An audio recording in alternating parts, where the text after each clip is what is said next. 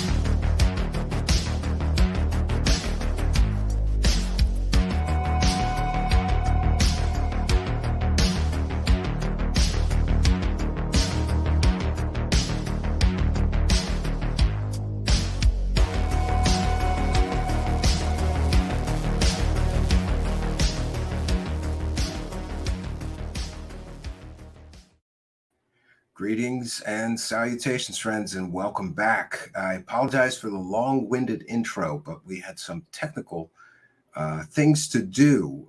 Some of you are aware that we're now broadcasting live on Facebook, Twitter, YouTube, Twitch, Odyssey, and Rumble all at once. And there was a problem with one of the streams. It looks like we have fixed that, and we are good to go for another exciting adventure. So some of you, many of you actually, have asked me to look into this story, and that would be the story of Elizabeth April. Among other things, she claims to be a psychic. She has knowledge of everyone's past lives.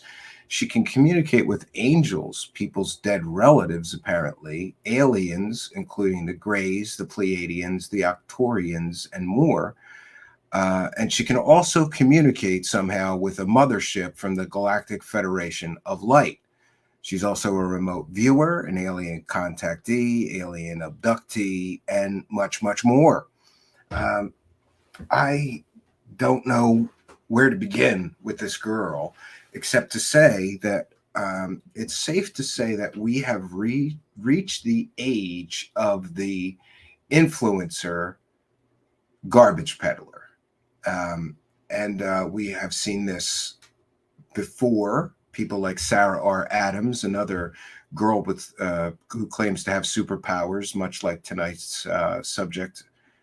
And they use social media, including, TikTok and Instagram and Facebook and Twitter, to sell things. But when we look into some of them, it becomes very obvious very quickly that they're here to sell us something. And I always have a problem with this. I have a problem with this girl, and we're going to get into it. I have a huge problem here because let's say, look, let's just set aside all skepticism and say, okay, so she's really communicating with the mothership from the Galactic Federation of Light. A whole bunch of different alien species have a mothership somewhere. She's communicating with that mothership. I wonder how the aliens would feel about her selling those communications for $11.11, because that's exactly what she's doing. She's telling people that she's communicating with a mothership from the Galactic Federation of Light and communicating with all these aliens, and then she's selling that information. huge problem right off the bat. I don't understand why a super advanced race of extraterrestrial aliens would decide, let's contact this California crystal hippie bitch and help her sell our message to humanity for $11.11. Oh, by the way, she can also channel aliens, so there's that. But I'm always a little hesitant, friends, to myself figure out what the superpowers are. This girl's got a lot of superpowers, and I think it's probably best if we let her tell you all about her superpowers. So we're going to put my fair use banner up. This is a transformative work. We're educating the public. We're critiquing the video that we are sharing. And certainly if this girl is really communicating with advanced extraterrestrial beings and an alien mothership, this would be newsworthy and worthy of discussion, critique, and reporting. So this is certainly allowable under fair use by law. And just a fair warning, because this is the first time we have looked into this girl and done a public show or broadcast on her. A lot of these people like to copyright claim or copyright strike falsely when you are covering them, let's just say, not in a glowing positive review of their fake superpowers or whatever. So just a fair warning to anyone who would seek to falsely copyright strike us here. I am a fervent supporter of fair use. We do it all the time here. And we have incredibly good lawyer letters standing by. So should anybody try to falsely copyright claim us for using material to cover tonight's subject, we have very, very good lawyers standing by. And I'm 17 for 17. 17 times someone has tried to, I think it's 17 now, I kind of lose track. 17 times someone has tried to falsely copyright strike us when we were covering them in, let's just say, a not so flattering light. They decide to falsely copyright strike us. We win every time. We have excellent lawyer letters. Those lawyer letters are standing by, and we will defend our right to free speech and freedom of expression and fair use with all means at our disposal. So, and besides, we are sharing this from her public website. So this is Elizabeth April, and we're going to have her tell you about her superpowers. This is from her website, the recent media highlights. And one of the guests in one of her recent podcast appearances asked her about her superpowers. And I thought, well, that's great, because why should I tell everybody about her superpowers if we could just have her explain all of her superpowers? Let's get into it, friends. Okay. I was born with clairvoyant abilities, so a lot of extrasensory stuff, the ability to see chakras and auras, and I was even talking to interdimensionals, and I didn't realize I was tapping into past life energy and teaching my friend at 6 years old how to levitate. And I think a lot of star seeds, I think a lot of old souls go through this phase of anxiety, depression, really trying to find their own truth. I have a problem right off the bat. She's just said that at 6 years old, she was teaching her friend to levitate. Surely her superpowers have progressed since then. And if she could teach somebody at 6 years old to levitate, then perhaps she could teach all of us to levitate or give us a demonstration of her herself levitating. After all, if you can teach someone to display paranormal abilities, you must have that paranormal ability yourself, right? And find themselves. We are joined by Elizabeth April, who also calls herself a spiritual teacher and a UFO expert. Oh, she's also a UFO expert. And by the way, I am blown away by her ability to get on to local television stations. It seems to be part of what she does is somehow get herself booked on local television stations. Here she is in Chicago. Must have been a slow news day.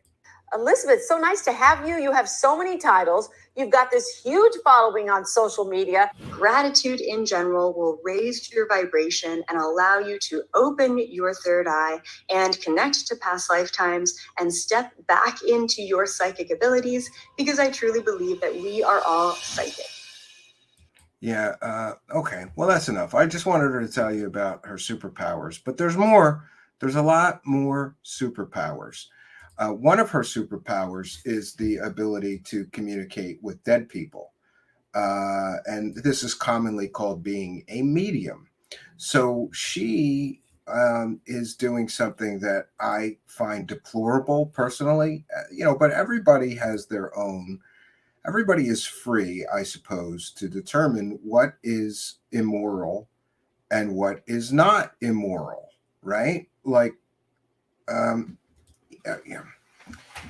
Here's what I can tell you. If someone comes to you as a customer and a client, and you're supposed to be a psychic, and you, for money, will communicate with their dead relatives, I am sorry, but I have studied probably over 100 psychic mediums and evaluated their claims and the things that they would tell clients. I have not found anyone that I was at all, not even a little bit convinced were actually speaking to someone's dead relatives. So this becomes extremely problematic, at least for me. So I have a problem with people taking money from people to communicate with their dead relatives. So right off the bat, I find this girl doing exactly that. She's communicating with people's dead relatives. Again, we're going to cite fair use. This is a transformative work. We're educating the public about this super powered girl that has all these superpowers, including the ability to talk to the dead. And by the way, we'll get into that next. I don't want to get ahead of myself. There's so much. There's just so much here. Okay.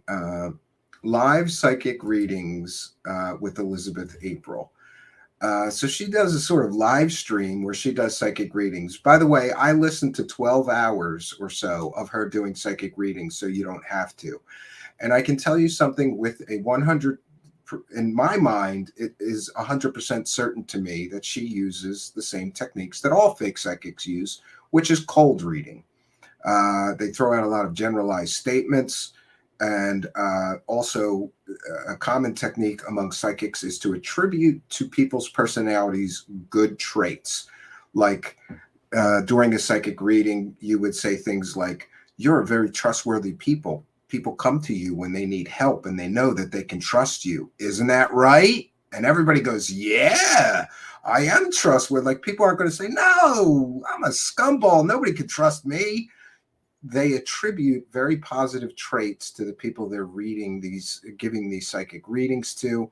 People lap it up. "Oh yeah, I'm definitely a trustworthy person." Or they'll tell you you're a very honest person. So honest, in fact, that sometimes being that honest gets you in trouble, doesn't it? Well, we've all been in trouble for being a little too honest sometimes. These are tried and true fake psychic methods. And in fact, I would challenge Elizabeth April to a psychic reading contest where we will take, let's say, 25 volunteers, and Elizabeth April can give them a psychic reading, and then I will give them a psychic reading, and then we will make all 25 participants of this experiment rate who was more psychic, me or Elizabeth April. And, this is kind of hard to quantify, but I'm telling you, I could beat her 100%. She is actually a very poor cold reader. She is young and inexperienced. It's obvious to me that she learned cold reading somewhere along the way, but she doesn't do it well. I have evaluated probably 150 or 200 psychics that use this method called cold reading. And I would place her at the very bottom of all the psychics that I have ever investigated. Some of them were very, very manipulative, cunning, and skilled at the art of cold reading. Elizabeth April, unfortunately for her, is not one of those people. She's very weak in this method and all but guessing and floundering around quite a lot. And she does a lot of things that psychics aren't supposed to do, like ask a lot of questions. And another thing I noticed during my evaluation of her so-called psychic superpowers is that she routinely blames the person being read for why the information is not valid. We have seen examples of other psychics that do this. They will say, well, maybe it doesn't mean something to you right now, but it will later. Just remember what I said. Or she blames her failure to get hits. For those unaware, when a psychic is giving fake psychic readings and they use things like cold reading, they are trying to get hits. I've previously mentioned, as in saying to somebody, you're a very honest person. Sometimes that gets you in trouble. If the person says yes, that's a hit. You were right psychically with your superpowers. And they do that over and over again.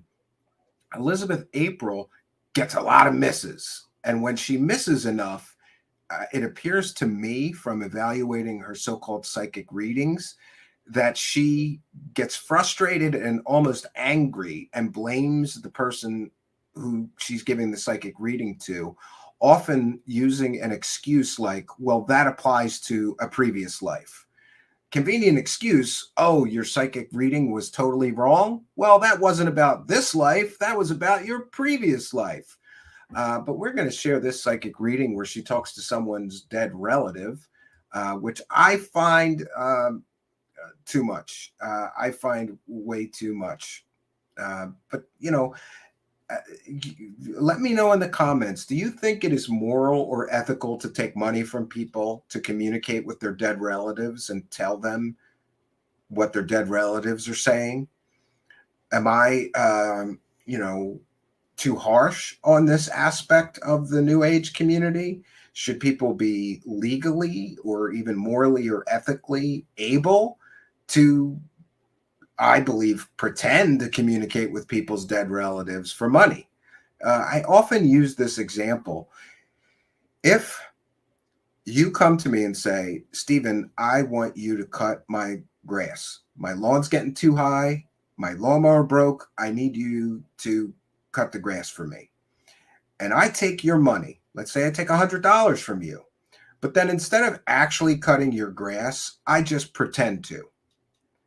Would you be upset with me for not providing the actual or real service you are paying for? And the problem with these psychics and these mediums is not a single one on planet Earth that claims to communicate with people's dead relatives have ever in the history of humanity proven that they were really communicating with somebody's dead relatives. Now, I'm sure there may be isolated cases where people thought there was proof of that. Send it to me, truthseekershow@gmail.com. I'll look into it. But I have been studying these people for half my life. And so far, I have not found a single one who could prove they were actually speaking to people's dead relatives. And it's a lot like they can't prove that they're aligning your chakras for the money that they take or balancing your aura for the money that they take. It's great. This is a great business because you can just take people's money, pretend to provide a service that you can't even, literally, you cannot prove that you actually did anything for that money. And you get to keep the money. So she's doing these live psychic readings where it's a lottery system and all of her believers line up and they hope that they get picked. And this girl happened to get picked. And by the way, before the clip we'll be playing, she said, oh yeah, I had a psychic feeling you were going to pick me today, Elizabeth April. And of course, Elizabeth April said, I knew that I would pick you. It's just, this is so comical. All right, let's get into it. Live psychic readings with Elizabeth April. And there's nothing that says mysterious and superpowers like doing Zoom psychic sessions, right? Yeah, no, my mom passed away. I'm 29. So she passed away when I was 22 from cancer, stage 4 breast cancer. And she was diagnosed when I was 10, a single parent. So like my dad was never involved in my life. So it was like my whole world. She was like my world. So from 10 years old on, I just was kind of like waiting. Like, yeah, she's not going to be with me one day, trying to make peace with that, but just like eating a lot of it, not being able to digest those emotions. And yeah, so so then let me ask you, right now in your life, right? There's a big change that's happening in you energetically. What is it like? Is it like you're finally finding your footing in life? Like where's the conclusion that's happening with the trauma of your mom passing right now? I don't understand why she has to ask. She's supposed to know these things, right? She's supposed to have psychic superpowers, and she's a remote viewer, and she's talking to angels and advanced Octorian aliens. Shouldn't she know these things? That's why I'm rating her so low on the list of fake psychics that I have looked into, because man, a good psychic won't ask all kinds of questions. And I found that through most of the readings she gives, she keeps asking questions. And also, did you catch that moment where this girl, Jessica, who's getting the psychic reading, mentioned that for a long time she was bracing herself for her mother's passing? Elizabeth April also, in my analysis of her psychic readings, is the worst listener that I've ever heard or seen in a psychic, because this girl just said that she was bracing herself for a long time to prepare herself for her mother's passing. And we'll see that in a little further along in this reading, Elizabeth April says, your mom passed away super quick, right? Like she didn't even listen to the girl. It's amazing. How does that kind of tie in? I don't know. I feel like I don't really think about it much, honestly. And I'm not sure if that's like dissociation, but I feel like, I don't know, when I think about it, nothing really comes up for me much. Okay. I had a lot of like dark energy around me growing up. Like my sister was a heroin addict. I never really had much support. And so finding my footing has been really hard. I'm also a therapist. So I'm like, and I struggle with like compulsive, like addictive behaviors myself. Okay.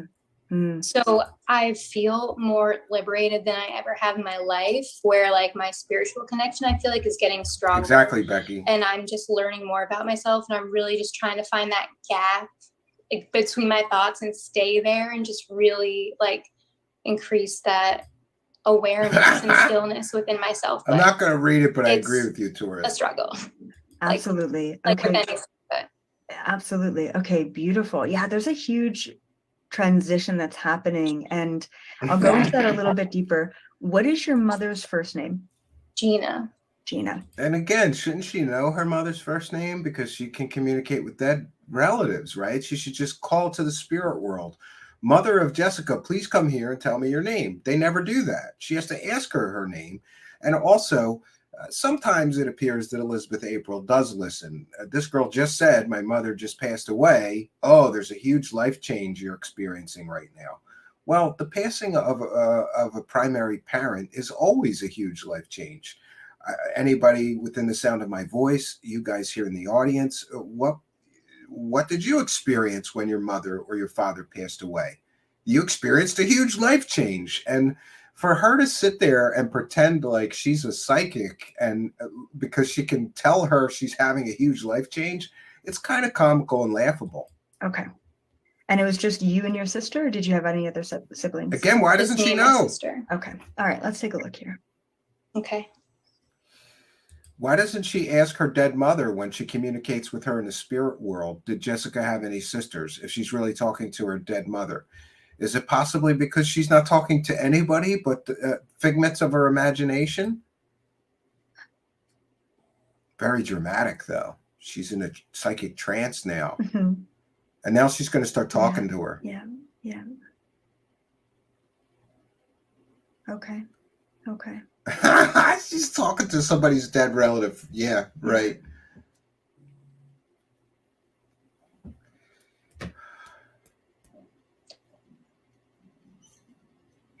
Okay. Perfect.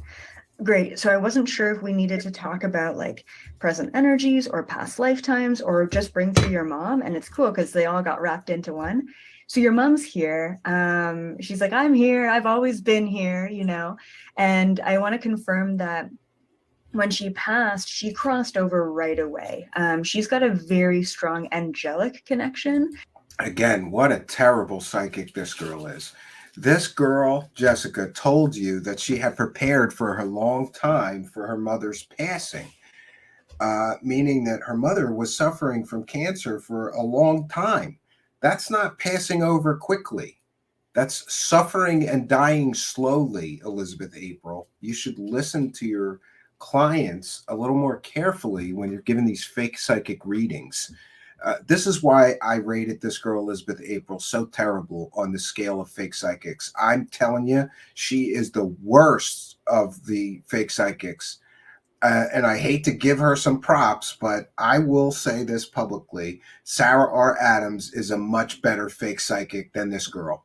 Sarah R. Adams is worlds above this girl as far as pretending to be a psychic. Worlds above her.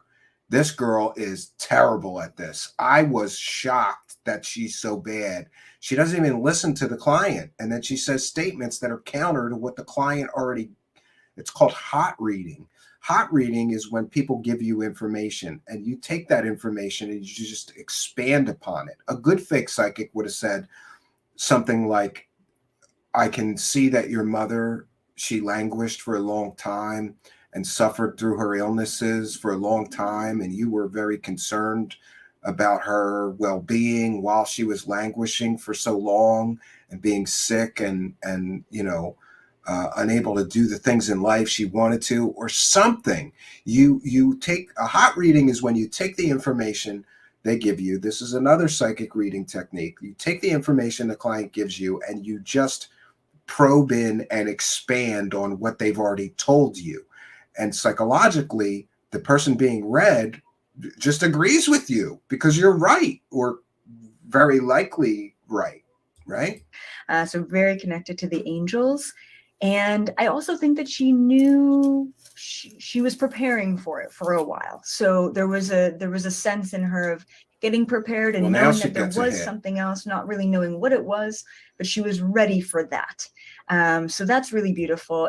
And isn't it interesting that all of these people who claim to be talking to dead relatives are also talking to angels? But anyone familiar with biblical scripture or history will tell you that according to Judeo-Christian belief, Jews and Christians and Muslims, all the Abrahamic religions believe that communicating with spirits of the dead is a sin. It is against God. Angels of God would not help you communicate with spirits of the dead because God himself forbade people. It's called necromancy. Speaking to the dead, communicating with the dead is against God, according to the Jews, the Christians, and the Muslims. So these people all claim that they're talking to angels. Some of them claim angels are helping them contact the spirits of the dead relatives. This makes no sense from a religious standpoint, but that doesn't stop them, does it? It can be painful. That's really good to hear because I thought her death was hard. Like she suffered a lot. And she did. I wasn't sure if she passed now she over. listens. Oh yeah, she tells her my mom suffered. Oh yeah, she did. Great psychic ability here. You didn't mention the suffering until the client brought it up. We had I could see her getting stuck, but I'm really glad to hear that. Yeah, she had enough angelic support, spirit guide support, and because she was sick for an extended period of time, it's not like it was a sudden car accident. You know what I mean? She's like, oh my goodness, where am I? She was thinking about those things. Now, so she's here. She's in a very good spirit. She's been watching your journey for quite some time. And she wanted to bring up a past lifetime. So there is a past lifetime here. And I just want to remind you, just by talking about the past life, we instantly clear it so that you can move forward. And now I understand what the sacral chakra and the purple energy and all of that's about, and the freedom too. So in this past life, just briefly, came through as a lot of visuals. Your sister was involved in that past lifetime. Your mother was involved in that past lifetime. And same sort of thing. Your father in that past life was just out of the picture. And he was from a very early age. It's almost like, I don't know if he ended up going off to like war at that time. This is cringeworthy. And by the way, 100,000 views. But one of the things that I would question is, let's just think about this for a moment. You're communicating with your dead relative, or your dead relative, your dead mother is communicating through a psychic to you. And the first thing that she wants to communicate is stuff about your past lives. To me, that makes absolutely no sense. Wouldn't your mother or your dead relative, tell this psychic to tell you they love you, they miss you, that they are happy and in heaven or whatever? No, we go right to, you have to clear some trauma from your past life. This is nonsensical to me. And it's amazing that people buy this stuff to me. I just can't understand that people just accept that these people are really communicating with their dead relatives. Just the logic of this there's no logic here. I'm glad my mother is able to communicate with me through this psychic medium. And my mom, instead of communicating anything else, wants to tell me about my past life. Or if he just left because he was overwhelmed. Either way, he was gone when you were probably 2 or 3 years old. And your sister left my life now. Wow. Same in this lifetime, yeah. And so when you were around 2, your sister was around 5 or 6. Yeah, oh my God, that's exactly the age gap between us now. Same. It's interesting how past lifetimes can be so similar. She told her sister's age or earlier in the reading. So Elizabeth April repeats that same thing, but she's talking about the past life here. So I don't know how that's a hit, but apparently Jessica is gushing. Oh my God, you got it right. Now, this was back in the day, like I want to say early 1600s, so kind of dark ages, medieval era type of thing, very simple type of life. And same thing, your mom she did her best to keep it all together, basically. And she was very kind, but very similar to this lifetime, she also got sick. And I think a big part of her getting sick was she gave a lot of herself, not just to her family, but to her community. She was a constant giver. You guys had next to nothing growing up, and yet she would give the clothes off her back to anyone who needed it. Yeah. And I mean, once again, so amazing, right? What an angel to this planet. But at the same time, she never knew the balance between. Yeah, and just like I mentioned before, Elizabeth April is right now ascribing very positive traits to this girl, Jessica's mother. Oh, your mother was very, very generous. Who's going to say no to that? You're just going to go, yeah, my mom was generous. What if your mom was a stingy,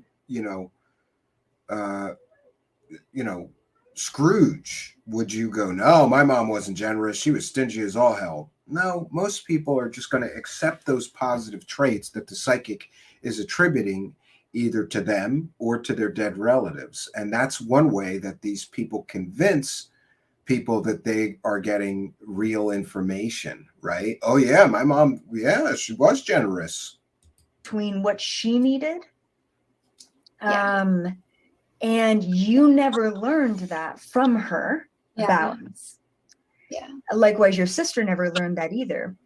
What ended up happening was your sister left at an early age, like I want to say like 14. She was out of there.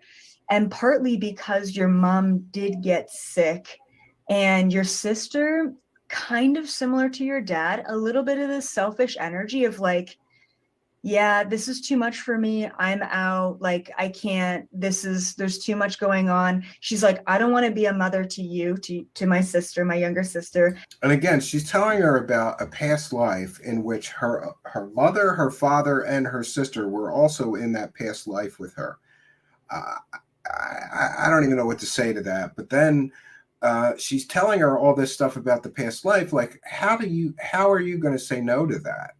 This is a very safe way to pretend that you're getting some kind of psychic information. trust me, dude, you had this past life and this is what happened to you during that past life. And this poor girl, Jessica, who thinks she's communicating with her dead mother, or that her dead mother is communicating through Elizabeth, is just nodding and accepting all this information about a past life. And of course, the psychic doesn't have to prove anything. And she's like, I don't want to be a mother to my mother, so I'm gone. And what's interesting is your sister would come back, and a lot of, back then, it wasn't necessarily drugs, but it was a lot of alcohol, and just like, she was living on the streets, and she would come back, but usually only to like steal things or like things that she needed. And your mom every single time would forgive her and bring her. By the way, earlier in the conversation, this Jessica told Elizabeth April that her sister was a heroin addict. So now Elizabeth April is just repeating that kind of information back to her, but applying it to a past life. Oh, you know, your sister, that heroin addict? Well, in a past life, there wasn't a lot of drugs around, but she was a boozer and a thief, much like a drug addict might be an addict and a thief and come into your house and steal things. This is how she's getting hits with this girl. Her back in, and which is love. Again, this is hot reading. She's repeating back information that the client already gave her, but she's applying it to a past life. And this is a very weak technique. Very, very weak. That she was back and that she was safe and she knew where she was. But it was just drama and overwhelming, and it was never stable, and it was like endlessly forgiving, and there wasn't any like healthy consequences. Like, so you also grew up at a young age observing all of that, of like, it just wasn't a good balance, right? And the parenting dynamic wasn't there. And then the other thing too that happened was, because your mom got sick, and so in that lifetime, it was like she was bedridden, and she would constantly, a lot of like throat stuff, so coughing a lot, and like a lot of like hot sweats, and like you basically had to be by her side, or I mean, she was a wounded dog, like, you know, you had to take care of her. There was no one else to do that. And again, I think that she is just taking the information that Jessica already provided to her and applying it to a past life. Certainly, the eldest daughter in a family will take care of their mother while their mother is dying of cancer. So this Jessica is nodding, perhaps recounting her own current life, real experience of being a caretaker for her dying mother. But this Elizabeth April is somehow applying it to a previous life, but still getting a hit with Jessica, because Jessica is conflating things that happened in her real life with this fantasy previous life that Elizabeth April is describing to her, that just so happens to mirror her current and real life. And she got sick once again because the overgiving, and then you became her caretaker and her mother in so many ways, and she hated that, but you were there for her, and it's almost like she had to learn in her lifetime, and maybe she didn't learn it in that lifetime because she came back around to do it again, surrender, right? And how to allow someone to take care of her. And then you stepped into that caretaker role, and here's the problem in all of that, and the fact that it's repeated again. And here is what you are breaking free of right now, like literally in this moment, is a sacrifice, okay? Overgiving, all right? Yeah. And so because you became that, and of course you're a therapist, so there you go, right? It's like you're called to do what your mom did, but it's the healthy boundaries. And I want to let you know that anytime, and you already know this, so I'm going to remind you, anytime you are out of healthy boundaries, okay? Anytime you're overgiving, which is a lot of the time. Yeah. Again, she is ascribing very positive attributes to the client. You're so generous, you overgive, and that could be detrimental to you because you just give everything you have and you don't take care of yourself. These are all positive traits she's ascribing to the client, and the client is eating it up. Yeah, I do too much for some people, and I overgive. Sure. You will fall into the addictive tendencies of the over consuming of whatever it is. Yeah. Because you feel like you've given too much of yourself and you've got nothing left. So it's like, I'm going to do this to the to the extra extent, because I feel like I'm not actually providing for myself. So I'm going to go, to the next level on whatever it is to find balance. So just know that anytime you're imbalanced, you overdo it in other ways to try and find balance. But as you know, that's not the appropriate way to go.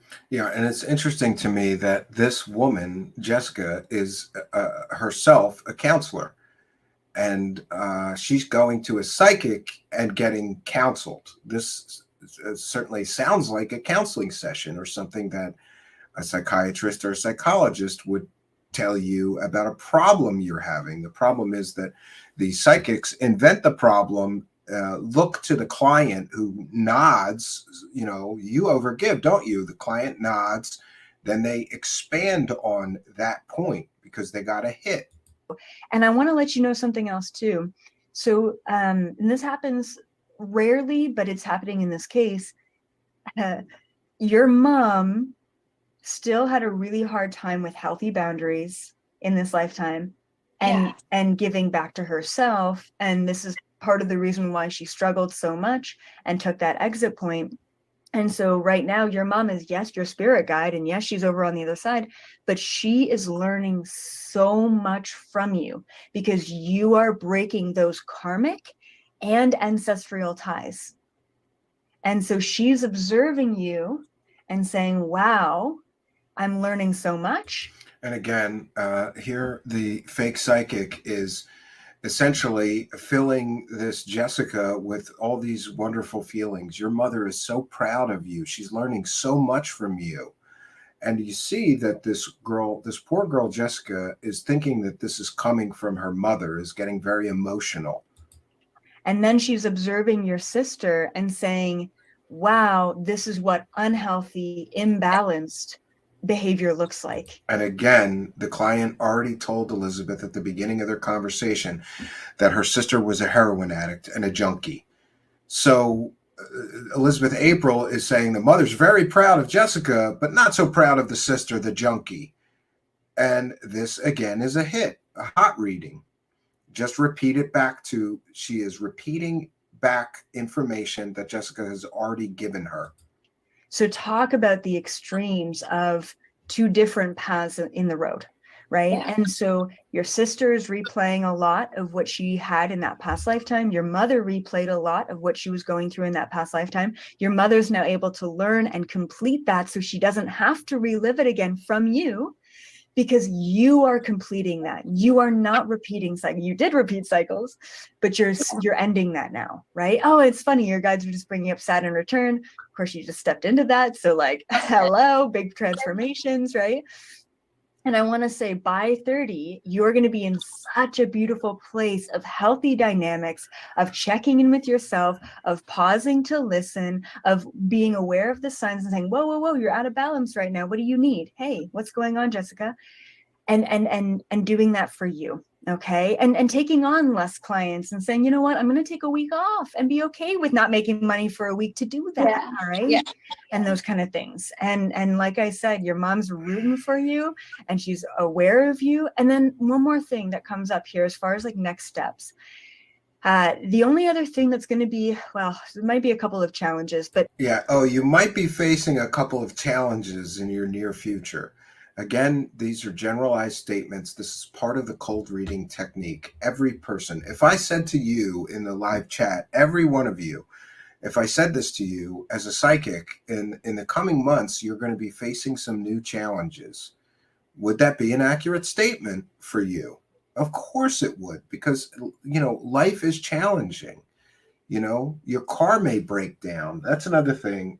Often after a psychic reading like this, people will connect dots that don't exist. She said I would be facing challenges in the coming months. A month after she gave me a psychic reading, I got a flat tire or my car broke down, and that was very challenging. I had to get my car fixed. She was right. And they count on those really totally separate things somehow connecting in your mind. As far as this lesson and the sacral chakra and the overgiving, with your sister, okay, be very aware of the same habit patterns that your mom was in with her and that you could fall into with her. All right. And again, all of this is hot reading. She keeps harping on the sister because she knows that this poor girl's sister is a heroin addict and a junkie. So she's going to sound very knowledgeable as a psychic by continuing to probe down on the sister who she knows is a heroin addict. When you know somebody's sister is a heroin addict as a psychic, that is a gold mine, because you could say things like, you tried to help your sister, or you always try to protect her, but she wouldn't let you help her get help.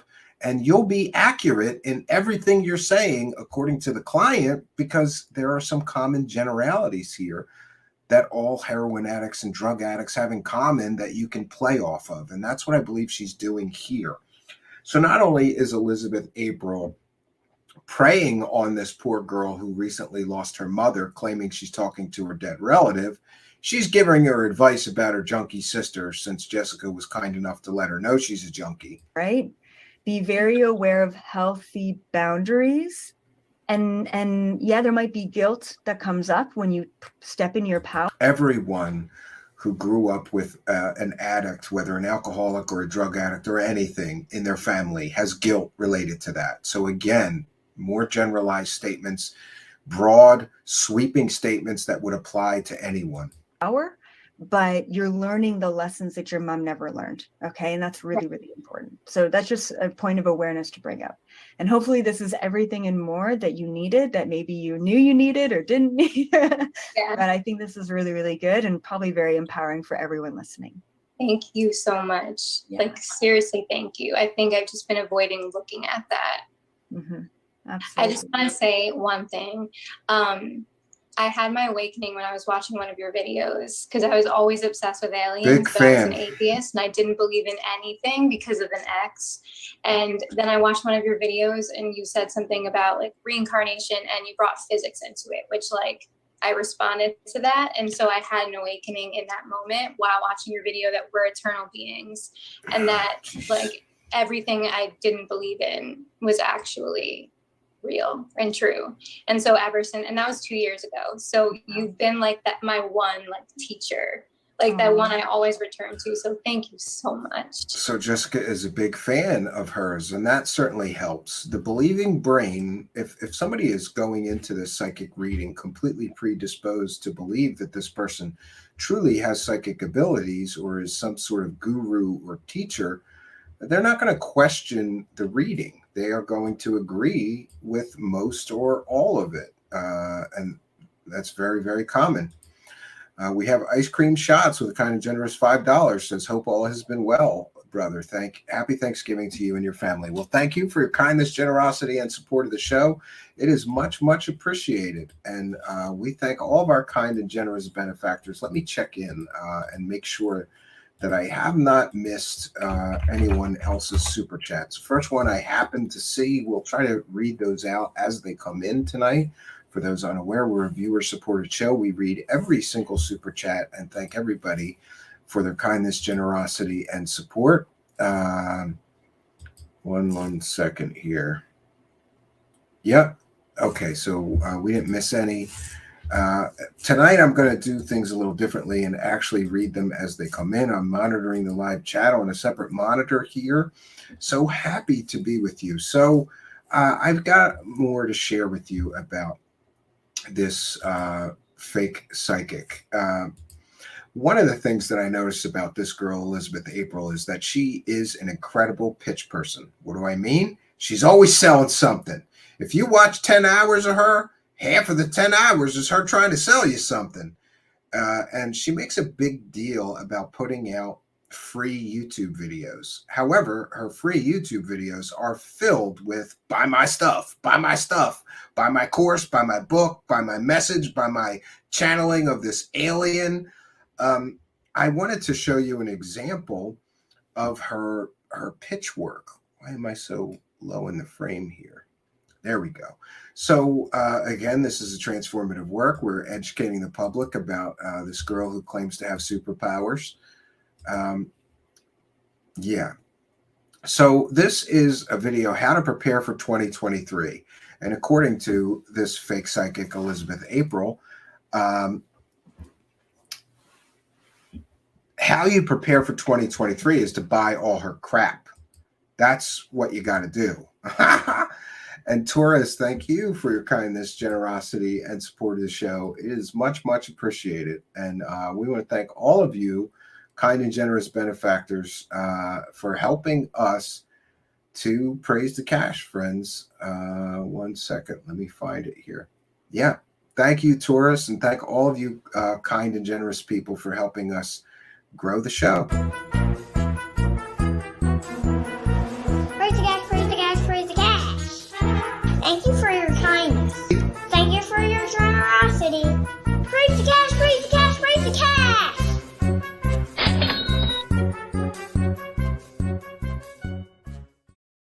Okay. And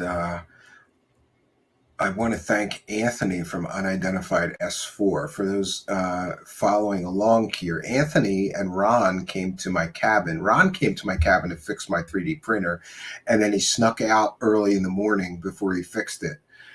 So he didn't fix it, but but Anthony was very kind to our lovely cash clown here and gave him a big bag of Star Wars toys and books and comics and things. And so we want to thank Anthony from the Cash Clown. He lost his mind when he saw this big bag of Star Wars toys, and it was his favorite stuff, Mandalorian figures and all this kind of stuff. So thank you, Anthony. So apparently, according to fake psychic Elizabeth April, how you prepare for 2023 is that you got to buy her stuff. This video is titled How to Prepare for 2023, and she spends the first I think 10 minutes telling you how to buy her stuff, but let's get into it. Again, this is fair use. We're educating the public. And it is just a huge thing that is meant to prepare you for the new year and really cut cords and release This the is a course energy she's of the selling. past. So definitely check that out. Cosmic Gateway event happening December 21st, right on the equinox, which is also a huge portal activation. And what's really awesome is it's Black Friday week, which all I know about Black Friday week is that it's a consumer holiday. And I get a shit ton of emails every single time this year. So, however, if you really have wanted to purchase a product or get a course, this is definitely the week to do it. We've got 40% off our entire store using the discount 40% code off.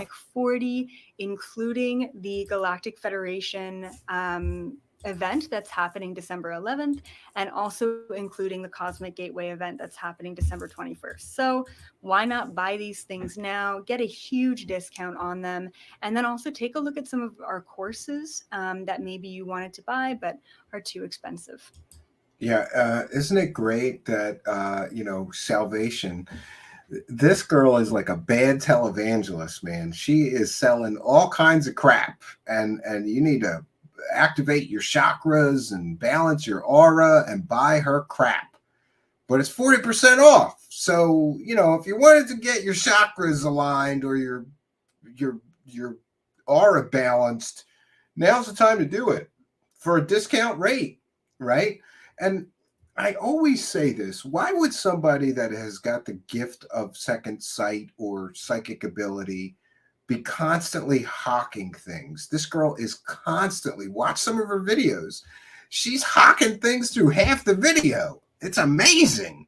And she is shameless in her promotion of crap she's selling. But it gets worse, because not only is she selling courses and messages from aliens that she channels for $11.11. I have a problem with that. So you're in contact with the mothership and they want you to contact them, and then they give you messages, and then they want you to sell those messages to stupid people on Earth for $11.11. This doesn't make any sense, but okay. And then we also have a really awesome discount happening for the Galactic Federation apparel. So check that out. If you really- Yeah, the aliens told her to make t-shirts too, right? Well, she's an affiliate marketer for the t-shirt company. By the way, one thing that I have noticed about this girl is that she definitely reads multi-level marketing books, and we'll get more into that and the proof of that shortly here. Really wanted some GFL merch. It's not my company, but I'm an affiliate of them. And we've got 21% off of your whole purchase. So keep that in mind. And the discount code is EA2022. Isn't it nice that this girl that has superpowers is giving everybody these big discounts coming up on Christmas? It's just so nice. Like, she's giving you a 20% discount to buy her bull. EA2022 for 21% off the Galactic Federation apparel. And that's it. That's all my spam for today. Yeah, 7 minutes and 18 seconds, right? Let's just jump right into the predictions. Oh, and by the way, she makes a whole bunch of predictions and she's wrong, at least on the older ones. This one was done recently, so I can't tell you she's wrong in all of her predictions here. But I have found examples of her being horribly wrong in a lot of other predictions. Not quite as bad as David Wilcock as far as predicting things that never happened, but pretty bad. All right, so we're going to go back to her. Let me close down a few things here. We're going to go back to her website because there's some very troubling things on her website that I wanted to share with you, my viewers. And see if I can. Do I have a phone? I think I had a phone. I have to find it. Damn it. All right. I do have the phone. Great. So we're going to get into some of the things she's selling, and the most troubling of which is the fake. I'm just going to say it. There's fake medical claims all over one thing that she's selling. But let's, So this one is a problem. But let's go to the home page first. I'm sorry about that. I jumped ahead. I jumped the gun. This is her homepage where we saw her talk about her superpowers. And again, this is fair use. But I just wanted to show you here. This is Galactic Federation of Light, right? And you get look, 40% off the GFL November Summit recording. And we're going to see if we can see what that is. Yes, we can. Watch Elizabeth April channel the Galactic Federation of Light and their messages to humanity from the November 11th summit. The Galactic Federation of Light has a message for you. But apparently those aliens want you to pay $11.11. Elizabeth April will tap into the GFL and other interdimensional beings to share their important and urgent messages with humanity. This will include different species, the name of the being, and specific messages for the group. November messages. This is where it gets extremely, extremely troubling. Included in her November messages is, how do we heal from physical diseases? What diets should humans be eating to maintain a high vibration? What does the Galactic Federation of Light think about end-time prophecies? And will we experience something similar? What can we do individually to prepare for future timelines? What is the update on sex trafficking around the world? And I have noticed that this girl includes a lot of 17th letter of the alphabet conspiracies in a lot of her garbage that she peddles. Don't worry, your Galactic Federation purchases will be sent automatically to the email address used when placing the order, or from the My Download section of your account profile. Your Galactic Federation purchases will expire after 3 months because, these aliens, they got a very important message for you, right? And that message costs $11.11. And one might ask themselves, why would super advanced extraterrestrial aliens communicate with somebody on Earth and then tell them, you know what you should do? Look, this message for humanity is so important, but you can't give it away for free. you're going to need to charge everybody that wants to hear our alien messages $11.11. I have a tremendous problem with this. And I also have a tremendous problem with the fact that this girl can't stay in a lane. She's kind of like some of the others that we have looked into. Not quite as bad as Marina Sarin, the Nazi girl, or maybe not even as bad as Sarah R. Adams, fake psychic. But again, I will say that Sarah R. Adams is worlds above this girl in cold reading ability. And Sarah R. Adams also is, I wouldn't call Sarah Adams an expert in it, but Sarah R. Adams also uses neuro-linguistic programming in her readings. She also uses hypnotic induction techniques. Sarah R. Adams is a good, I hate to say it, but I will. I'll give her credit where it's due. Sarah R. Adams is a good fake psychic. And by good, I just mean that Sarah R. Adams is very skilled at the techniques that fake psychics use to convince people they have superpowers. This girl is terrible at it. And she's so transparent with the constant pitching and constant selling stuff. Like I said, she brags about doing free YouTube videos, but the first 10 minutes of many of her videos is buy my crap, buy my crap, buy my crap, buy some more of my crap. You're going to need more of my crap. There's a coming new year. How do you prepare for the new coming year? You got to buy my crap. All right. And we'll check out. And here's great. Here's what I love. This is the December GFL bundle. The Galactic Federation of Light has a message for you. And look, this is what I have a problem with. This is supposed to be the aliens' message for December 2022. It's still November. How does she know that she's going to talk to them aliens and get the message? This is a Zoom video call, and it's Sunday, December 11th at 1 p.m. So I guess she's already 100% sure that the aliens are going to show up and give her the messages that she's selling. This one was $22, but hey, it's Christmas. It's Black Friday week. So this message from the aliens is on sale this week. This is so stupid. She's got messages from aliens on sale. Elizabeth April will tap into the Galactic Federation of Light and other interdimensional beings to share their important and urgent messages to humanity. And those urgent and important messages from the aliens are currently on sale. Elizabeth, okay, so the December messages, how does she know what the messages will be? She's not taking the messages till December 11th, and she's not going to be communicating with them aliens until December 11th, but somehow she's already going to tell you what the messages are.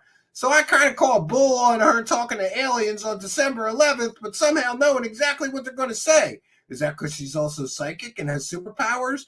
Did she remote view this shit? None of this shit makes any sense. And the fact that she's got alien messages on sale before she's even received the alien messages to sell them to people is ridiculous. But here we are. Are we currently on track with our Earth contracts and prophecy? What is I love this vibration. These people are always talking about increasing your vibration. And anybody familiar with meditation or, Buddhism will tell you, you don't want to raise your vibration, not your mind, your brain waves. You want to lower them. Those are the best states for meditation. But, what do I know, right? And great. So for your $15.55, the aliens are going to help her check in with Gaia and see how she's doing. And then she's going to tell you what the best tool for star seeds are moving into 2023. And you got a collection also, right? You get a December Galactic Federation of Light. Why would a Galactic Federation of Light let her sell anything? Wouldn't they say, we'll give you these important messages for humanity, but you can't profit from them? I would think so. But what do I know? This girl's got alien messages on sale, okay? They're alien messages and they're on sale because Christmas is coming. So buy your friend that likes aliens the message from the Galactic Federation of Light. This is absolutely ridiculous that she's got alien messages. She's selling alien messages and they're on sale this month. Great. But here is where things get disturbing. Because besides all the other crap that she's hawking, she is also, and I mentioned that she is a multi-level marketer, kind of like Amway, but she sells other kinds of bull and BS. So again, this is all from her public website, and I don't know how this one is not too much. We've seen it before with some of these people. They go too far. Sarah R. Adams and others have gone way too far selling things like med sessions, right? Or making medical claims. And I want to be sure to preface this next part of the presentation with telling you that I'm not a lawyer and I'm not a law enforcement officer, but I am a good researcher. So the research that I have done indicates that you cannot make medical claims about products unless those products are FDA approved. In other words, the FDA has to look at your product and evaluate it and see, does it really do what you are saying it does in your ads, promotional material, and various claims that you are making. And here's where things get extremely problematic for one fake psychic, Elizabeth April, because she has a page with products that is filled with medical claims here. And by the way, this is a very problematic product from a company called Lightwave. And according to Elizabeth April's website, this helps activate your stem cells. Experience a new level of health and vitality that you have not experienced since you were in your youth. A historic breakthrough in affordable stem cell activation technology. And to my knowledge and research, there is no product that can, from transdermally, in other words, there's no product I am aware of that has been FDA studied or approved that you can put on your skin that will activate your stem cells. What does that even mean? Activate your stem cells. Your stem cells are activated. If they're alive, they're doing what they're supposed to be doing. So these vague claims are one thing, right?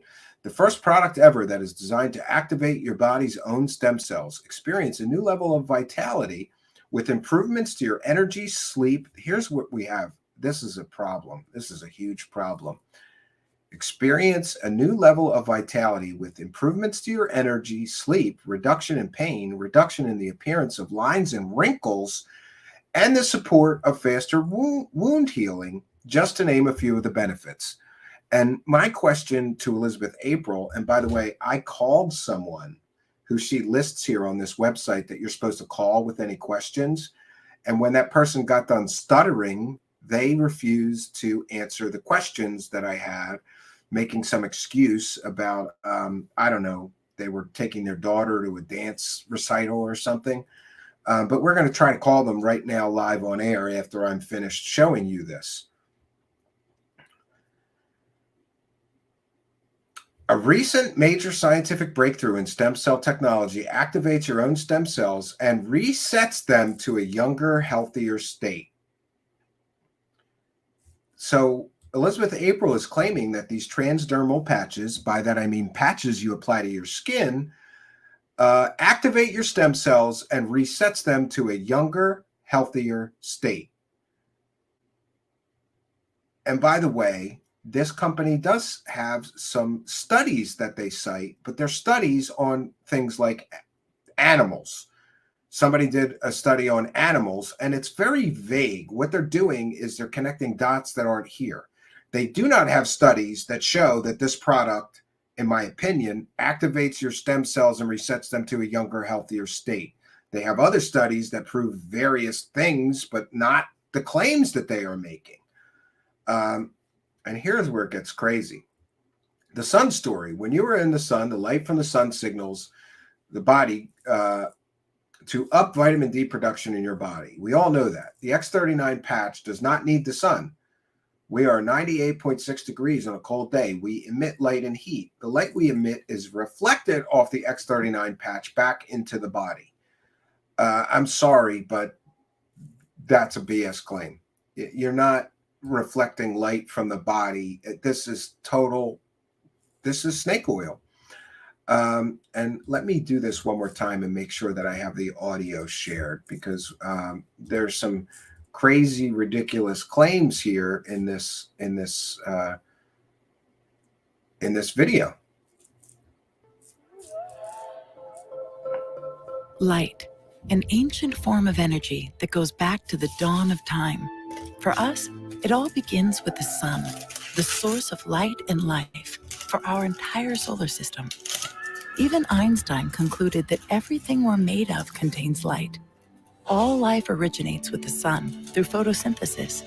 Plants and vegetation collect the light, and all living creatures emit light. Humans actually emit infrared light, which can be seen with night vision devices. We've known for centuries that light has many effects on the body. LifeWave's phototherapy patches use light to stimulate the body's natural healing systems, providing specific health benefits. Here's how the technology works. I can't wait to call the FDA about the claims that this website is making or this video. First, a patch is applied to specific points on the body. Where the patch covers the skin, infrared light emitted from the body is reflected back into the tissue. This stimulates the skin, which in turn stimulates specific regions of the brain. The brain then taps into the body's own natural flow of energy. I'm sorry, I'm just going to call BS on this. There is no scientific evidence or proof that any patch you put transdermally on your skin, unless it contains drugs, can stimulate brain activity. That's just my opinion. I'm not a doctor. And by the way, we don't give medical advice here whatsoever, and we are certainly not recommending these products. In fact, I think that this is a modern form of snake oil.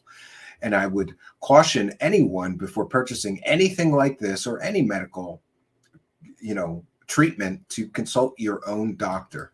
And the ability to heal itself. Let's take a look at why this is important on a cellular level. For example, a number of our patch products help counteract free radicals, oxygen molecules that damage cell proteins and contribute to visible signs of aging. When the body is stimulated through phototherapy to release its own antioxidants, these free radicals are neutralized naturally. LifeWave phototherapy patches promote an environment that enables the body to optimize its restorative powers and provide specific health benefits, all without the use of harmful drugs or chemicals, all helping you to stay healthy and young. To find out more, you're going to stay healthy and young if you use these patches.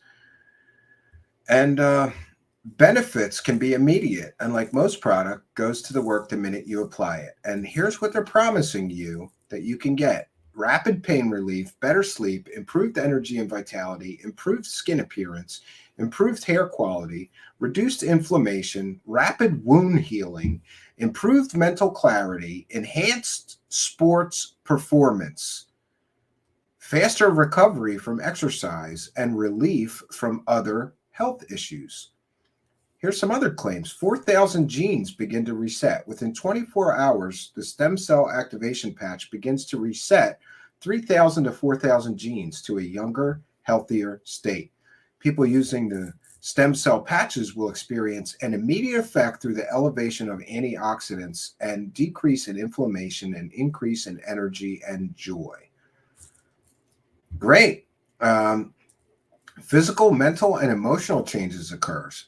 At 6 weeks, your brain is balanced, relieving symptoms of post-traumatic stress disorder, anxiety, and depression.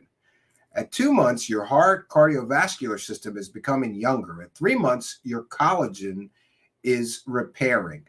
They are promising you that this is going to reverse aging on your heart and cardiovascular system. Even if you don't, I love this. Even if you don't feel the effects, rest assured the new stem cells may be regenerating an internal organ or tissue before repairing something you feel. They claim that these patches can activate stem cell repair,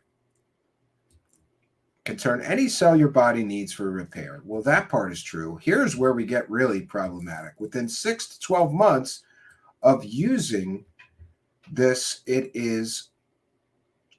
will reverse aging in you.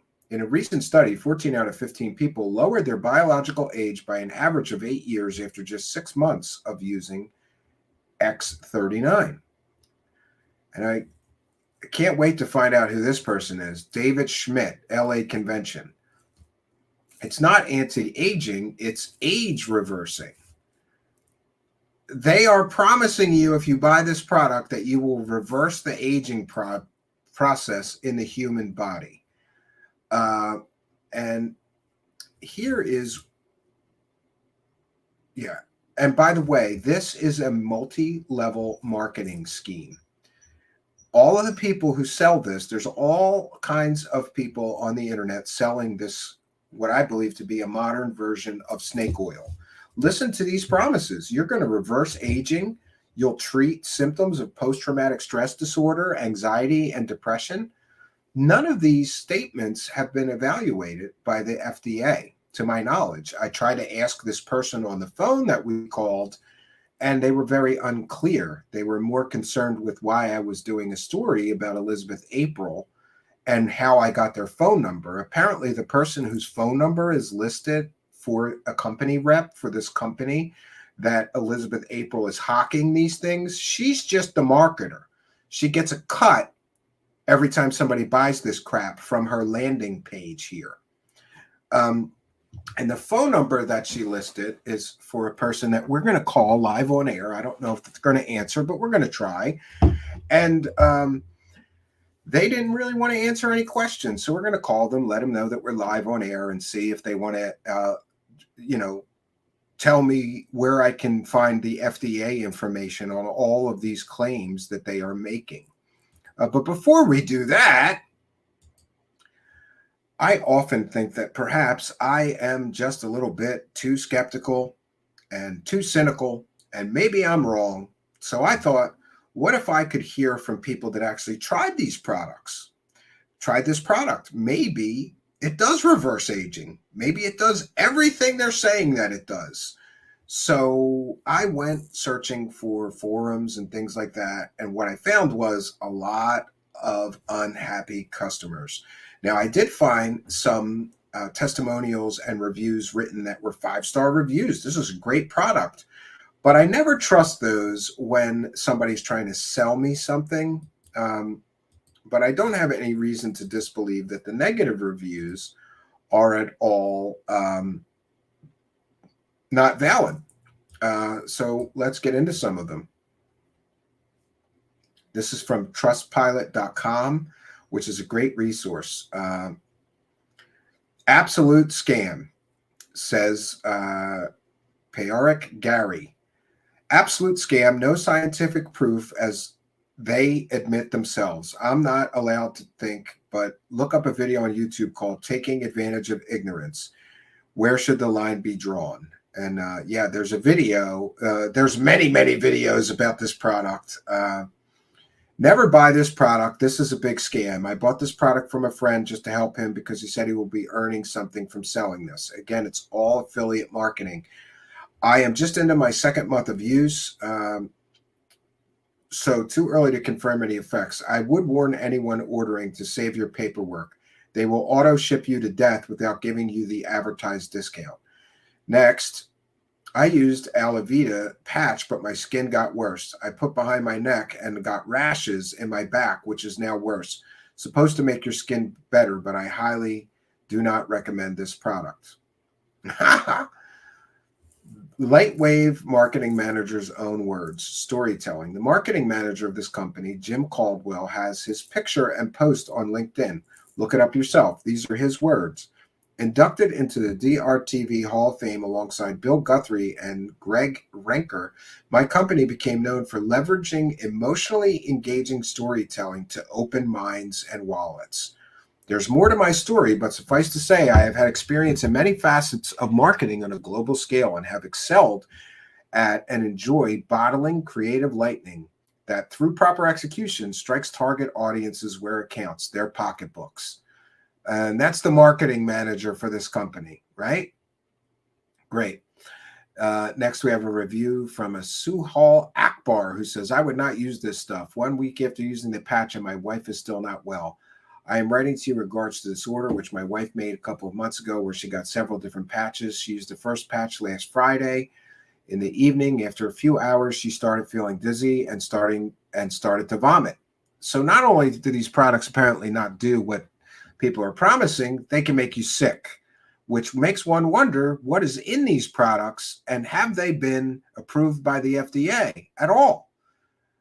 We had to take her to A&E, but they could not find the cause of all this. After several hours, we realized she put the patch in, and after that, she started feeling sick. So we removed the patch and she stopped feeling sick. Great. And this is a psychic, right? That is selling this garbage. Customer service is horrible. Been using the patches for 1.5 years. I get 100% better service at Walmart. Complete scam. Can't believe such a scammer company lasts so long. The product is virtually expensive trash. Fast Google of the CEO. He was a scammer claiming a doctorate degree earlier. Ooh. And again, these are claims of reviewers. We're not making these claims. We're simply reporting what the reviewers are saying. You can't claim wellness without proper nutrition. It might help with pain, but like Advil and drugs, you got to constantly waste a lot of money for something that's a complete waste of time and money. And these terrible reviews go on and on and on. I was told how great and wonderful the patches were, but after trying them for approximately a month, I got absolutely no relief from my lower back pain. Just like any other pyramid scam, should call themselves scamwave.com. Hello, Dr. Schmidt. Just Google a while, you get the complete story. So apparently the CEO of this company was impersonating a doctor or pretending to be a doctor for a time. Buyer beware. The core business model is the recruitment of other distributors to buy and stock their garbage full of product. These type of businesses prey on individuals who believe they can make money by just recruiting 5 of their friends. So this is a multi-level marketing scam, according to many of the reviewers. We ordered LiveWave and it did not work due to where I live. I returned the product and now Lightwave refuses to refund my money. Placebo effect. The white patches are glycerin on gauze. Glycerin is a very common product. You can get a big bottle of it at the drugstore for $2.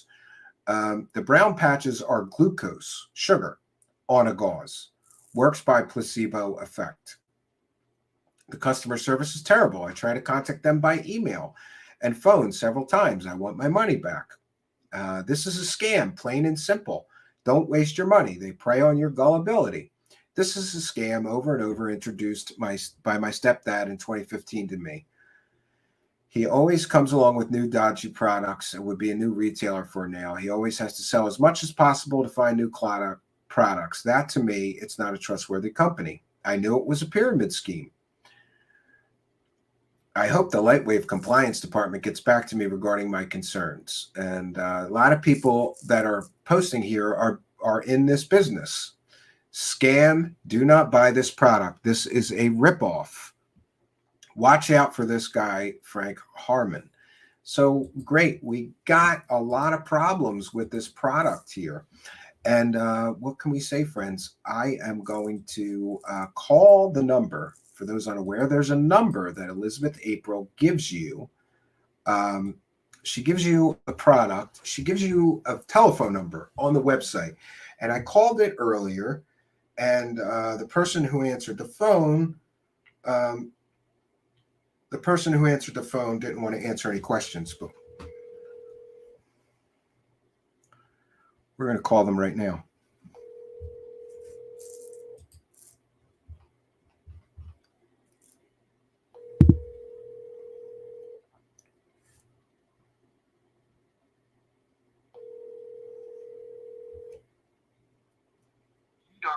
been forwarded to an automatic voice message system. 8054033.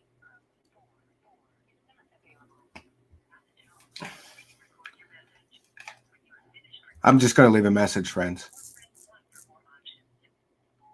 Hi, Kathleen.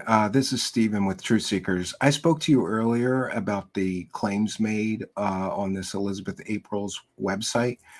I also happened to find a page of reviews from trustpilot.com.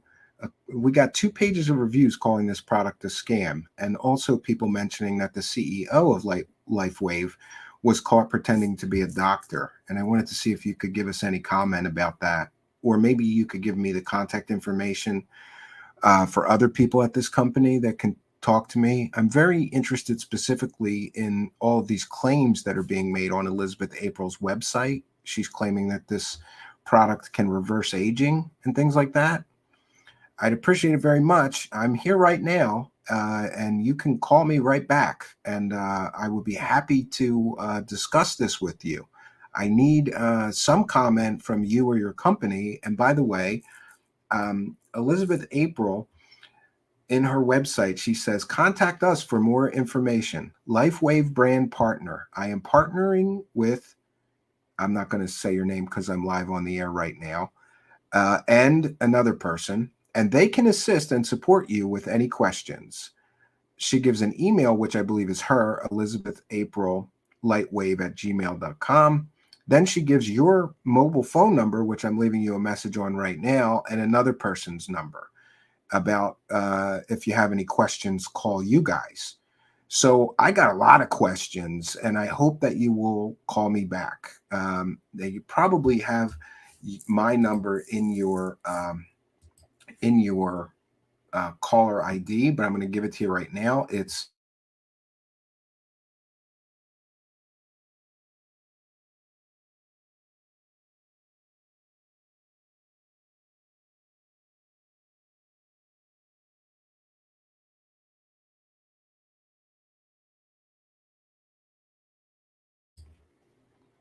all right, friends. So we left a message. There's another phone number. Why don't we try to call the other phone number and see if anybody can answer any questions about about these LifeWave patches that reverse aging and do all these magical things, right? Let's try the other number. There's another person here. Why am I having trouble here? I'm trying to, no.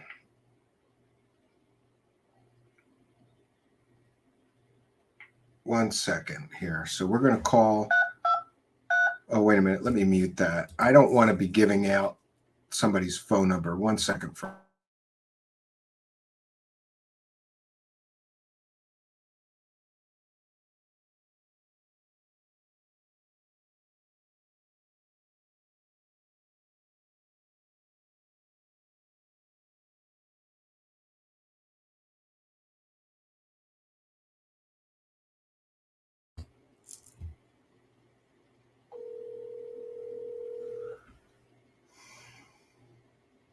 These people are both in California, just like Elizabeth April is.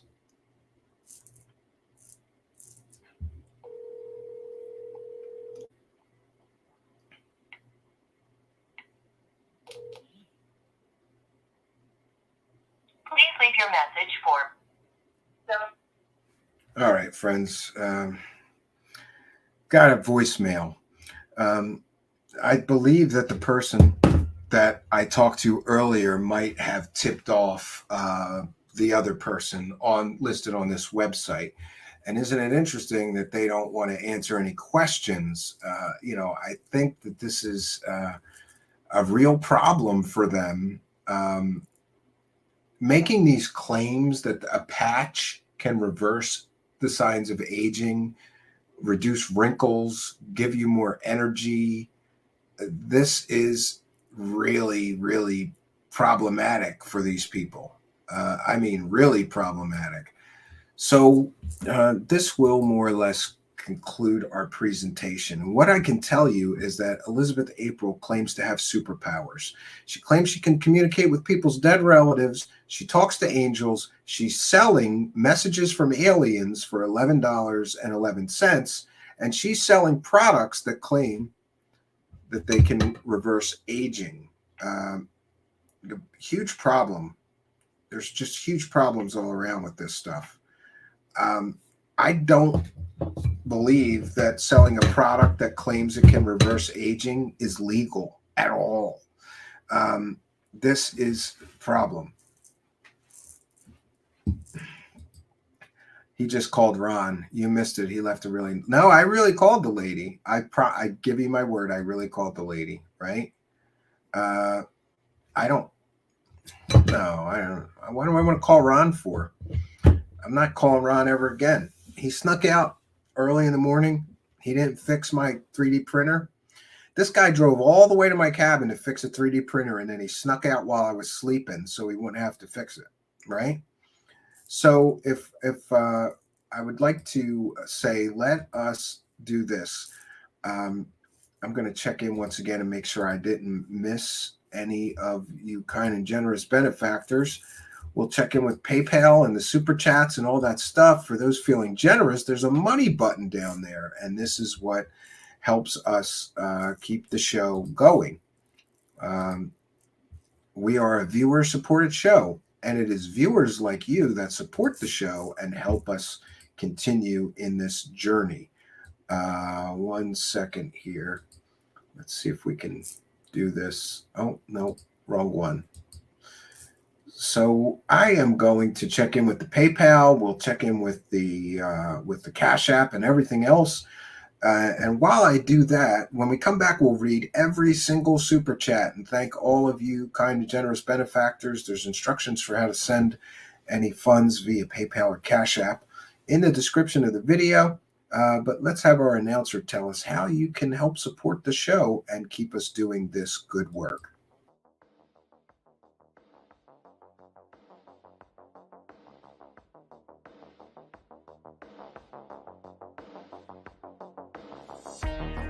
Truth Seekers is a viewer-supported show. Wonderful people like you who enjoy this show send pledges in the form of super chats, super stickers, super thanks, PayPal, or Cash App. Instructions for how to help are in the description. You can also join our Patreon, and for as little as $1 a month, you can get extra content.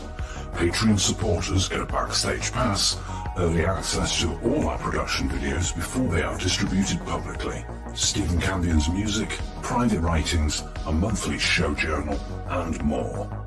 You can also become a YouTube channel member for $5 a month.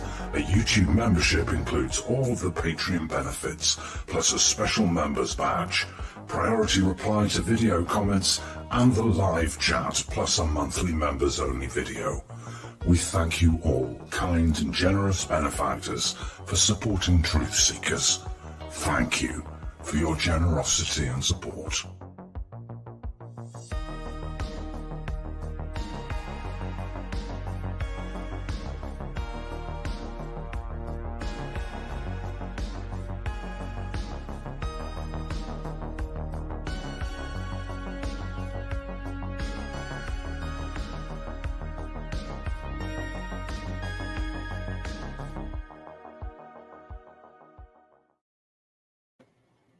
And we are back. So we will check in with with our kind and generous benefactors. I want to thank Ian for being an amazing announcer, right? It really sounds good. He's got a great radio voice, so I enlisted his help. And also now is a good time to remind you that if you are listening in audio podcast land, then you may be missing half the fun. By the way, our podcast in audio format is available everywhere pods are casts. Places like Spreaker Podcast Player, Apple Podcast, iHeartRadio, Spotify, Google Podcasts, Good Pods, Castbox, Deezer, Podcast Addict, Podchaser, and GeoSaven. But remember, if you're listening to the audio version of our show, We do love and appreciate all of you out there in audio podcast land, but you're missing half the fun. So please do come on over to YouTube, which is our home base where it's really the home base here for truth seekers. So go on over to YouTube and hit that search button, the little magnifying glass, and put in there Truth Seekers, one word. You'll see a strange guy with sunglasses pop up. That would be me, your host, Stephen Cambian. Go to that channel, smash the subscribe button, hit the notification bell, and you too will know when we're doing a live show. We're going to be taking questions and comments from the live audience. Maybe we'll open the show up tonight. We invite audience members to come and be a part of the show. You are most welcome here. And while we love and appreciate you in audio podcast land, we really need you to come here and subscribe to our YouTube channel. And this is also a good time for me to remind all of our new friends. We've got new friends. It's wonderful. Recently, we have begun broadcasting again on Twitch and for the first time, we're broadcasting live on Odyssey and Rumble. And I am blown away by all of the messages that I've gotten from people saying, I'm so glad you're on Odyssey, or I'm so glad you're on Rumble, or I'm so glad you're on Twitch. And we're glad too. But just like you people in audio podcast land, there's a little bit of a problem. The live chat comments that I get that I can share on my screen, when you see me doing that, they come from Facebook, YouTube, and Twitch, but they won't come from Rumble, Odyssey, or Twitter. So all of you people watching on Twitter or Rumble or Odyssey, we love you being there, and we're thankful for you, our new friends out there. But we'd like you to come over to YouTube. Again, just go to youtube.com. Hit that search tool, the magnifying glass, put Truth Seekers, one word, look for me, the guy with sunglasses. That's our YouTube channel and main hub of our distribution here. Go to that channel, smash the subscribe button, hit the notification bell. And while you may prefer to listen or watch on Rumble or Twitter or Odyssey, we still want you to come here and subscribe to our channel. It would really help us out. It helps raise us in the search engine. And the final thing I would remind everybody is that it's not always about money here. Another way that you can really, really help us here at the show is to like, comment, subscribe, and share these videos. It really does help when you do that. Engagement, that's what the algorithm wants. It wants to see people liking our show, hating our show. Well, they took the dislike button away, right? Commenting on the show. And by the way, we have quite a free speech zone here. So I'm fine with people disagreeing. You can come here and tell me how wrong I am about Elizabeth April really does have superpowers. If you believe that, we want to hear from you, and we are respectful to everyone's beliefs. We may disagree, but we can agree to disagree. Free speech zone here. Come into the comments. Let us know what you think. And while I'm at it, let me remind you what I want to ask the audience. What do you think? Especially if you're listening to the replay here. Comment in the description of this video, wherever you're watching it. Does this girl really have superpowers? Is she really in contact with interdimensional aliens or angels or people's dead relatives? Is she really communicating with a mothership from the Galactic Federation of Light? And should she be selling their messages for $11.11 or $15.55? Let us know what you think in the comments. Is this girl a new age psychic, or is she a new age scammer? Let us know what you think. I'm much more interested in what you think than what I think. And look at that. Very kind and generous of you. Artisan Tony says, happy Thanksgiving to all truth seekers. Thank you for your kindness, generosity, and support of the show. Very generous of you. And we're checking in with the PayPal as well. Thank you so much, Artisan Tony. Thank you for helping us praise the cash. You're watching Truth Seekers. Praise the cash, praise the cash.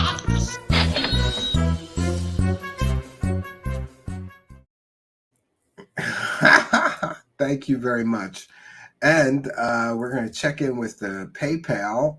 We see kind of generous $2 PayPal pledge. Instructions By the way, if you prefer to use PayPal, we're fine with that. We check in and read the PayPal and the Cash App every show, and we thank every single person that helps our show. We want to thank Mikey B with the kind of generous $2 and Carolyn Barnett with the kind of generous $6. Let me get to your message, Carolyn. And I'm going to read them both, actually. Let me read the first one over there from the other day, because I think I might have forgotten to read it. And that was from not the 19th. Sweet Caroline says, donating to Ron's demise. Laugh out loud. You three are pure comedy together. Sweet Caroline, and a kind and generous $20. Thank you for your kindness, generosity, and support. And the more recent one from Sweet Caroline, who, every time I see her in the live chat, I think of that Sweet Caroline song. And I found myself listening to it once, Sweet Caroline, on the way to the cabin, and I thought of you. And I will always think of you every time for the rest of my life that I listen to that song or hear it. And kind and generous $6 PayPal pledge. Sweet Caroline says, happy holidays, Stephen. Great show tonight. It really got the live chat going. Laugh out loud. Sweet Caroline, thank you for your kindness, generosity, and support. We love and appreciate all you kind and generous benefactors for helping us to praise the cash. We'll give you one more shout out here for helping us to praise the cash. Praise the cash, praise the cash, praise the cash. Yes, and by the way, for the benefit of those nasty comments that I'm certain to get in our in our comments, someone always, when we cover one of these psychic scammers that's selling garbage, will say something like, well, you're taking super chats. You're no better. Yes, we are better, because we reveal the scams. We don't sell the scam. And we are the solution, and these people are the problem.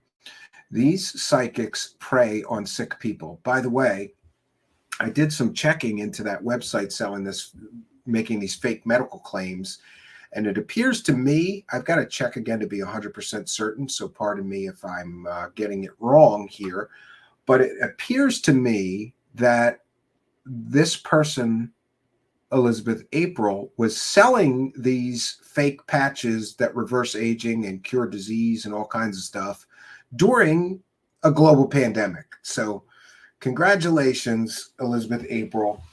People were scared. People were worried, upset, anxiety ridden, and you're selling them patches that claim that it can cure post-traumatic stress disorder and ease symptoms of anxiety and depression, while everybody was anxiety ridden and depressed during a global pandemic. Congratulations.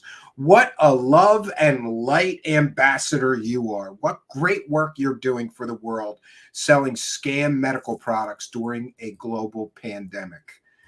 So we'll take comments and questions from the live chat. Operation Shutdown is here. Nice to see you, and says, praise the cash. And Bob Berkins is here, and he finally said something that makes sense. For those that don't know, Bob Berkins comes here, and he just puts nonsensical stuff into the live chat. I don't know why, but he does. You know, like the last show, he said something like, the Incredible Hulk is my friend. And I went, what? Like, yeah, I don't know what he's talking about. Or he posts weird movie references that nobody knows. I don't know. And Sweet Caroline says, no, it's Mo, Larry, and Shirley per Ron from Cosmic Neighbors. All right. Mike says, who's Shirley?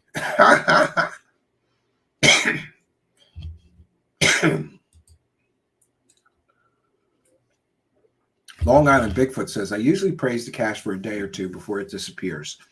Well, that's the way of the world. And while we're on that, though, I should mention that we here are saving our every penny. Some of you are aware I'm building a studio out in the middle of a beautiful forest we purchased land in recently. By the way, I do have that video about the land done. I just haven't uploaded. I'll be uploading that to Patreon and the members only section sometime this week. And we want to thank all of you for your kindness, generosity, and support. I'll be building the new studio out of trees and trash. There's a huge forest. It's filled with standing dead and fallen down trees, many of which have recently fallen. The wood's not rotted yet. So I got to go there when the weather improves and start dragging every log back to the build site. And we're going to be building a huge sort of log cabin studio. So the expenses for building the studio will not be very much, but we're always going to need things like nails and cement and maybe some tools. But I have most everything. But I'm saving my pennies, Long Island Bigfoot. And by the way, you're welcome to come and look for Sasquatch at either my cabin that you saw Ron and Anthony come to, or at the new land. There's woods for miles, and I have a map. There is Sasquatch sightings all over the mountains where my cabin is, and you're welcome to come and visit, right? Sweet Caroline is psychic, says Mike. Yeah. I would tend to agree with you. I would absolutely tend to agree with you. Any comments or questions from me? See, this is what I'm talking about. Bob Birkins just posts nonsensical. Why are you here? Are you here just to post nonsensical garbage? Time to go drawing in the cavern over and over again. What does that mean? Right? Long Island is offering to help build the studio. Absolutely. I'm going to need. We're going to have a log peeling party. For those unaware, when you build a log structure, you got to peel the bark, and sometimes that's not too difficult if you do it at the right time. But sometimes it's tough. And I've got something called a draw knife. It just looks like a knife with two handles that go this way, and you pull along the bark, and it peels the bark. I'm gonna have a bark peeling party when I get all of the logs back to a build site. The first thing you have to do is peel all the logs, cut them to the length we're going to need. To be honest with you, I have no idea what we're doing, but I had no idea when I started what I was doing when I started the first cabin, and that turned out great. So yeah, Sheila Aliens is here. Welcome, Sheila Aliens, and I wanted to message you and ask you, I have a song that I would really like you to do some kind of AI video to. And I was hopeful that you would be interested in helping me do that, because by the time I learn how to use all that software you told me about, by the way, I've started checking into it. I won't want to make a video anymore of that song. And I could use that video. It's a good song. And I'll send it to you online. Anthony says, I have built many cabins. Don't forget, they shrink quite a bit. You are correct, right? Bob Birkins with more nonsense. Fighting your ego reality. Okay. Sheila Aliens says, okay, cool. For sure I can help you. Yeah, that'd be awesome. I'm going to send you the song after the broadcast tonight. And what I want to do is just give you the song and you make the video. I don't want give you any input or ideas. You just listen to the song and then make whatever you're going to make. I think that would be an interesting experiment in creativity.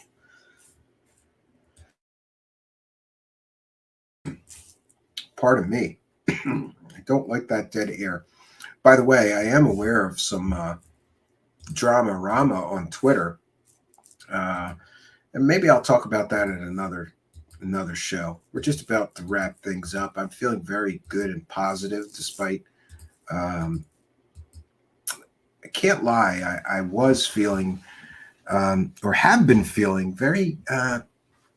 I don't know. I'm kind of pissed off and I'm kind of angry at the UFO circle jerk crowd, because they get the benefit of all these UFO scammers bringing tens of thousands of views to them in their channels and their shows, but they don't have to ask any of the real questions to people who have literally been involved in scams. And I'm tired of it. And I put on Twitter earlier, if you're one of those UFO circle jerks, your time is up. We will no longer sit idly by while you circle jerk one of these UFO celebrities. For example, Ross Coulthard got caught recently lying through his teeth, claiming he had, quote, Definitive proof of alien technology. All confirmed by this man, cut to Michio Kaku, in one of his promos for a monetized video that he was hyping up. By the way, that monetized video where he lied through his teeth and claimed that he had definitive proof of alien technology also featured Gary Nolan, Dr. Gary Nolan, who was supposed to be the guy doing the metal analysis on the ball shavings. That's right, ball shavings. This is the world. This is just another day in ufology. So there's some mysterious metal ball, and they took shavings off of it, with a screwdriver. Yeah. And while Ross Coulthart was promising everybody, you got to see my new piece, my new monetized video, because we've got definitive proof of alien technology, all confirmed by this man, cut to Michio Kaku. It wasn't Michio Kaku that was doing the analysis of the metal shavings. It was one Gary Nolan, CIA Gary. And Gary Nolan, I said to him on Twitter, where is the analysis of the metal? Ross and you promised everyone definitive proof of alien technology. Everybody's clicking on this video to see definitive proof of alien technology. That, to me, is consumer fraud. I didn't even say that much to Gary Nolan. I just asked him where the results of the analysis were. And Gary Nolan told me that he hadn't even begun the analysis on the metal yet. And the piece was already out where they promised everybody definitive proof of alien technology. So I found that incredibly scammy. It's a terrible thing to do, and it's against YouTube's deceptive practices. You can't tell people, click on my video, because we've got definitive proof of alien technology. And then people click on the video, and there's no proof of shit. There wasn't proof of anything in that video, because Gary P. Nolan didn't even start on the metal analysis. By the way, I sent him some messages today, and I'm going to read those messages to you. Maybe not. Oh yeah, sorry, wrong email address. Got scared for a minute. Where's those emails I sent? Okay. So to Gary Nolan, I sent him a message today. His email address is public. And by the way, Mr. Nolan, you can block me on Twitter. You're not going to block me in the rest of in the real world. You have to answer questions when you're involved in something like that. So I sent Gary Nolan a message, and I said, I'm doing a follow-up story about Ross Coulthart promising everyone, quote, definitive proof of alien technology, unquote, in his promos for a monetized video. You participated in that piece he ran. Don't you think it might have been a good idea to stand up and let everybody know that you had not even begun any analysis work at the time Ross Coulthart's promos were promising, quote, definitive proof of alien technology, unquote. You may recall you blocked me on Twitter after answering a question I asked about the metal shavings analysis. I asked you about 8 weeks ago where the analysis was. You said you had not begun that analysis yet, but it would be done in 6 weeks. And I ask, is the analysis now complete? Let me guess, nothing alien. Can I have a copy of your analysis report?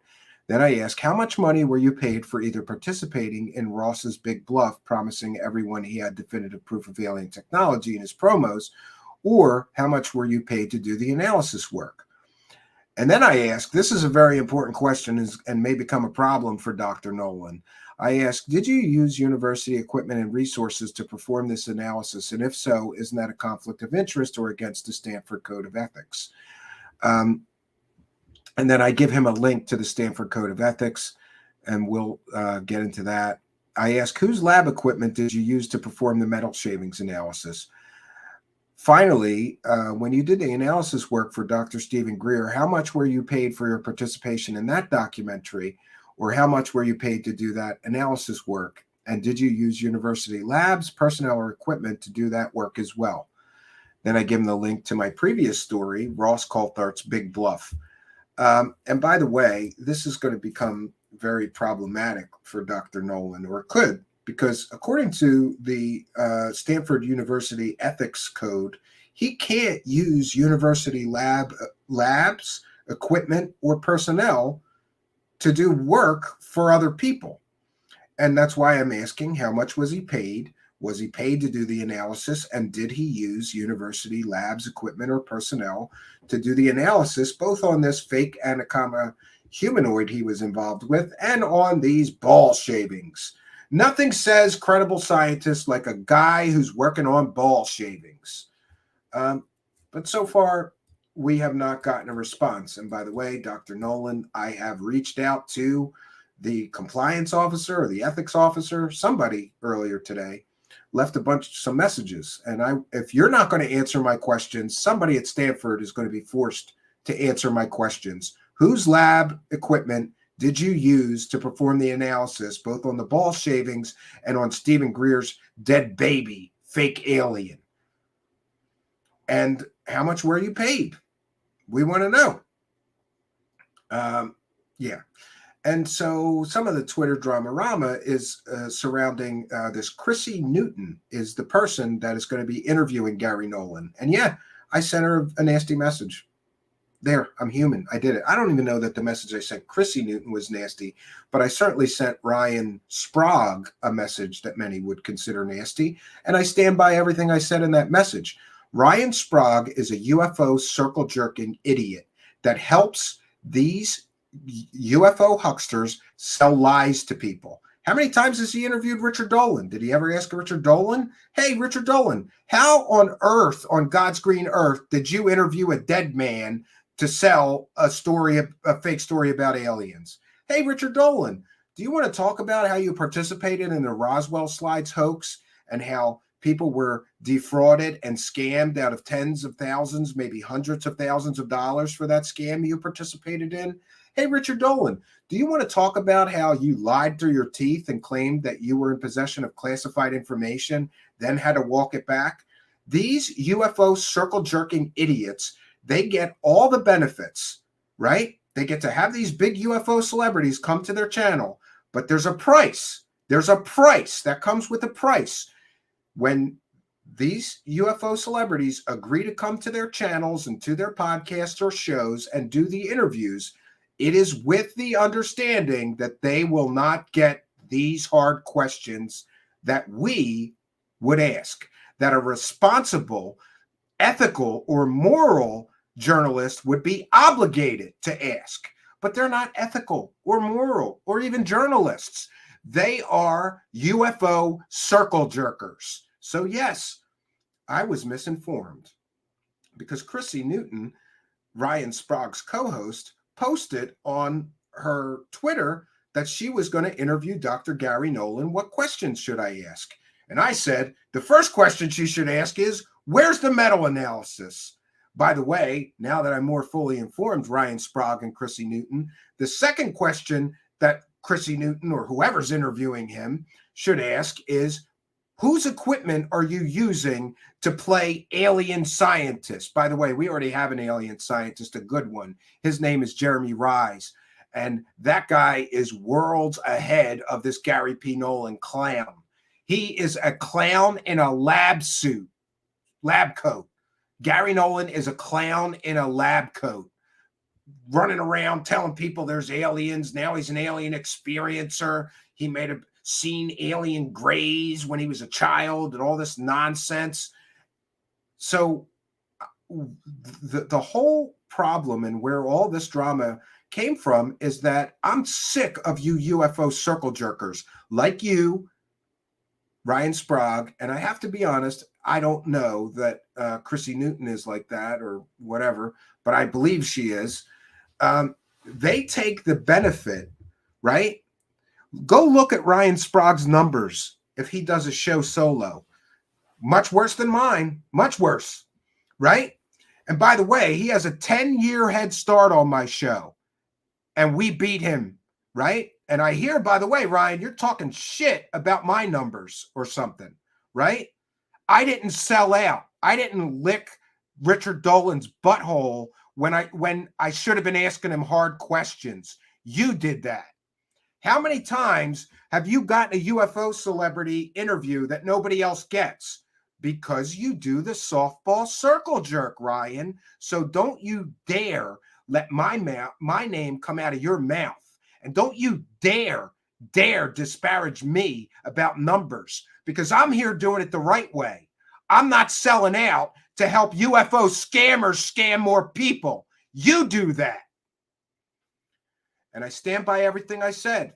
What I did make a mistake on is, according to Ryan Sprague of Somewhere in the Scam podcast, according to him, he has nothing to do with Ross Coulthard or Gary P. Nolan, and he doesn't even know what I'm talking about.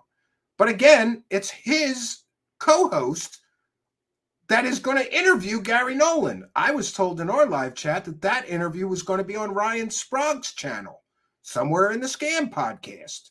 So I did. I messaged him and I said, and by the way, he's telling people that I threatened him. No, I said, you better ask these questions.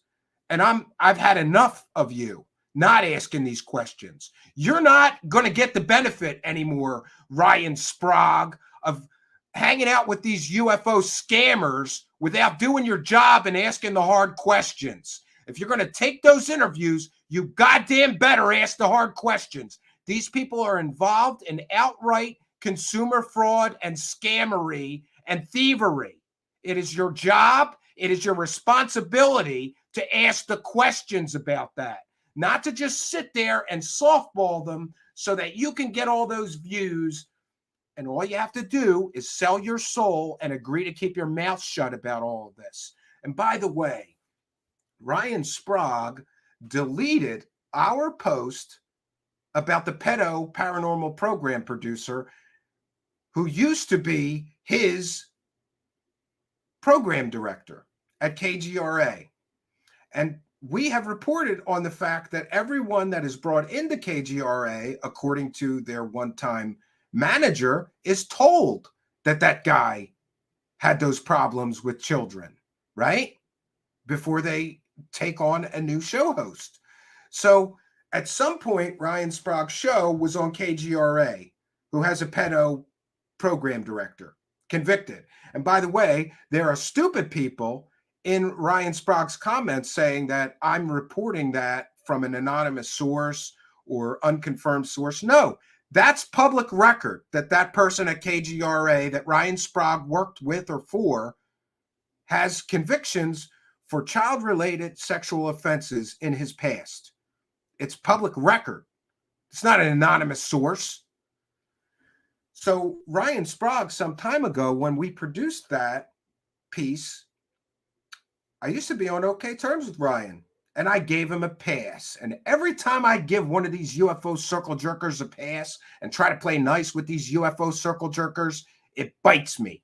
And Ryan Sprague, little weasel that he is, I produced good journalistic work. I told the truth when everybody else, including Richard Dolan, Whitley Strieber, and everybody else that works for or with that person at KGRA, they aren't telling you the truth, right?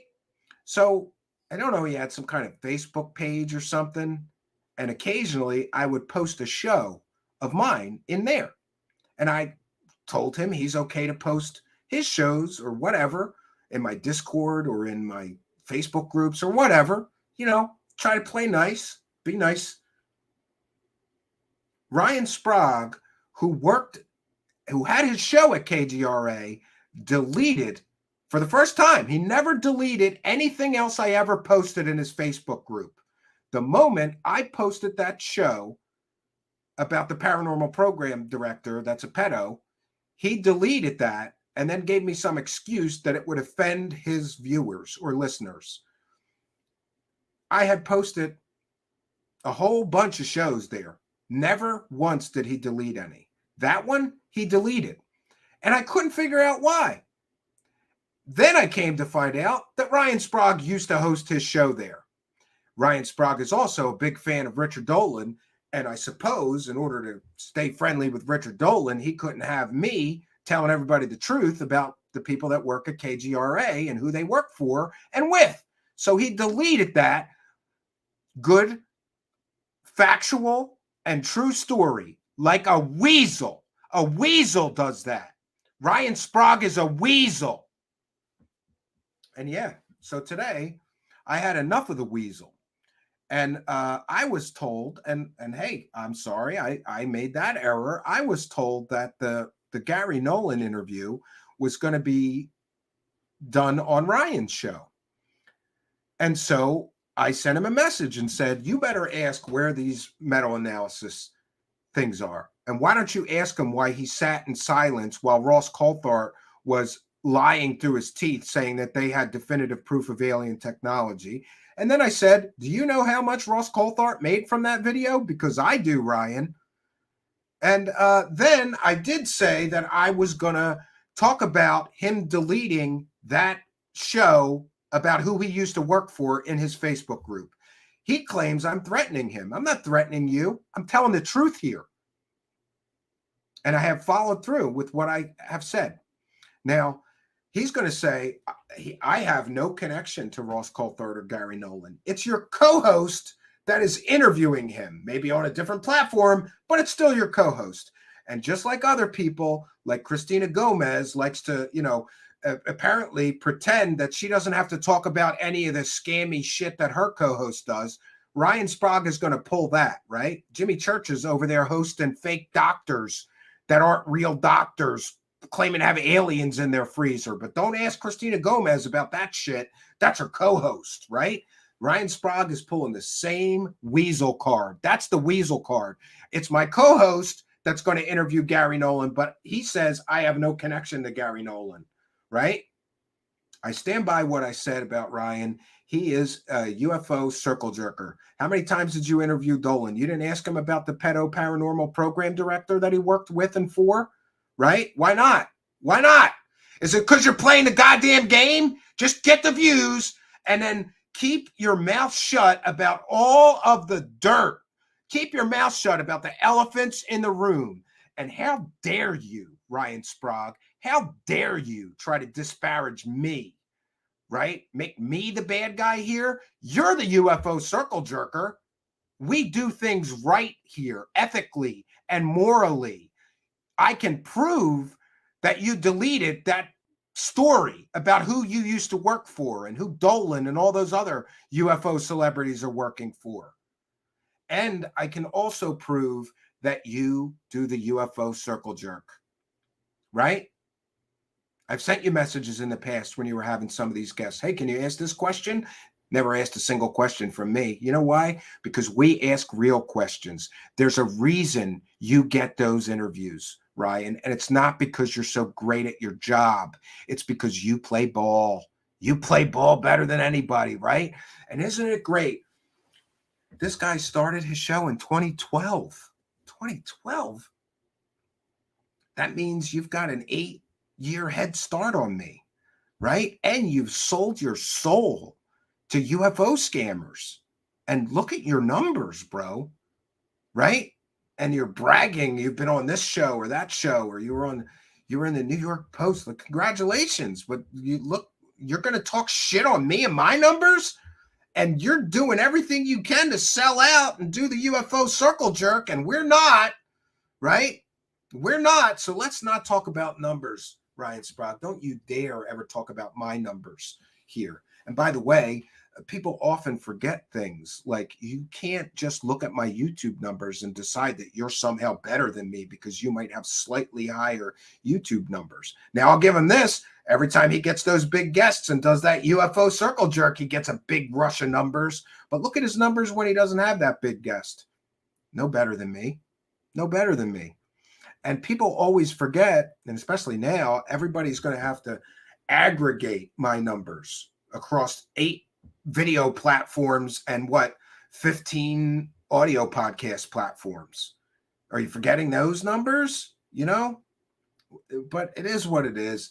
So, I'm glad. We'll just throw this here at the end. I'm not gonna apologize to that guy. He's a weasel. I don't apologize to weasels that do slimy things like delete factually true stories because their buddies may get, embarrassed by that factually true story. It is what it is.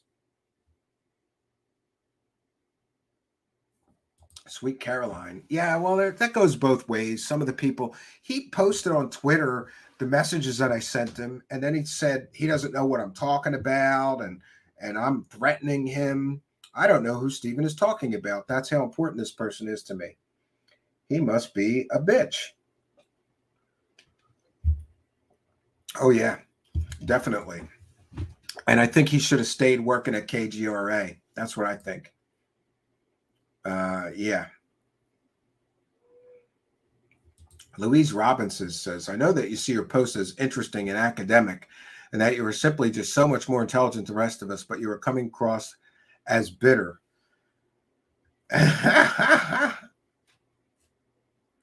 Amy Collins says he existed on KGR as a low double-digit wonder for years.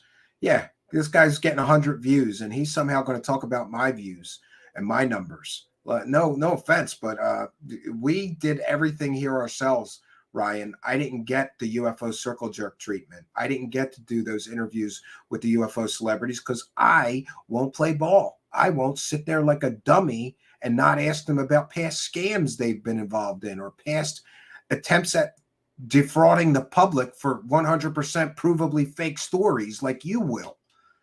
You know, that's why I said it's like apples and oranges. These arrogant idiots that are, you know, it's a big club and I ain't in it. And some of these arrogant idiots that are in the club, they look down on me. They disparage me because they might have better numbers than me or something. And like, you don't get credit for having better numbers for helping scammers scam more people. You don't get extra credit for that. That's not how this works, right? And it's apples and oranges.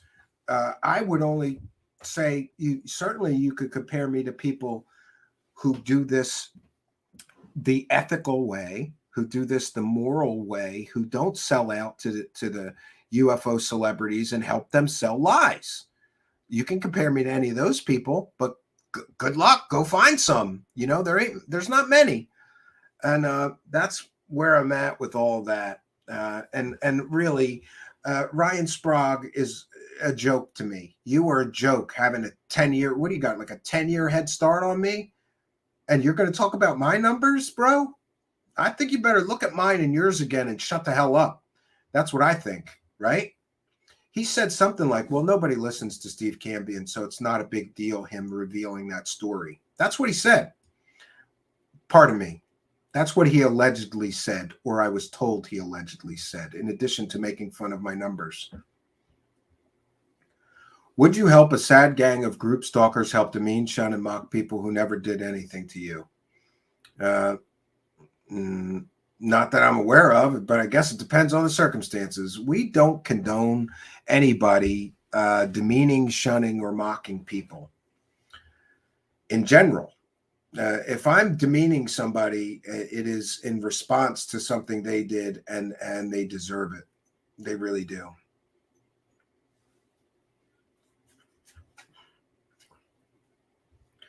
Okay. Circle jerking weasel. Yeah. He's a circle jerking weasel. I mean, that's all I can say is that he's a circle jerking weasel, right? And by the way, your co-host better ask those questions. She should. And it's not a threat. I'm just saying she better ask the real questions. She better not do the circle jerk like you and take the benefit of the big UFO celebrity guest and not ask him. You don't think, Chrissy Newton or Ryan Sprague, that Gary Nolan has made inaccurate statements? Why don't you ask him the names of the CIA people who asked him to work for them? And then call the CIA and verify if that story is true.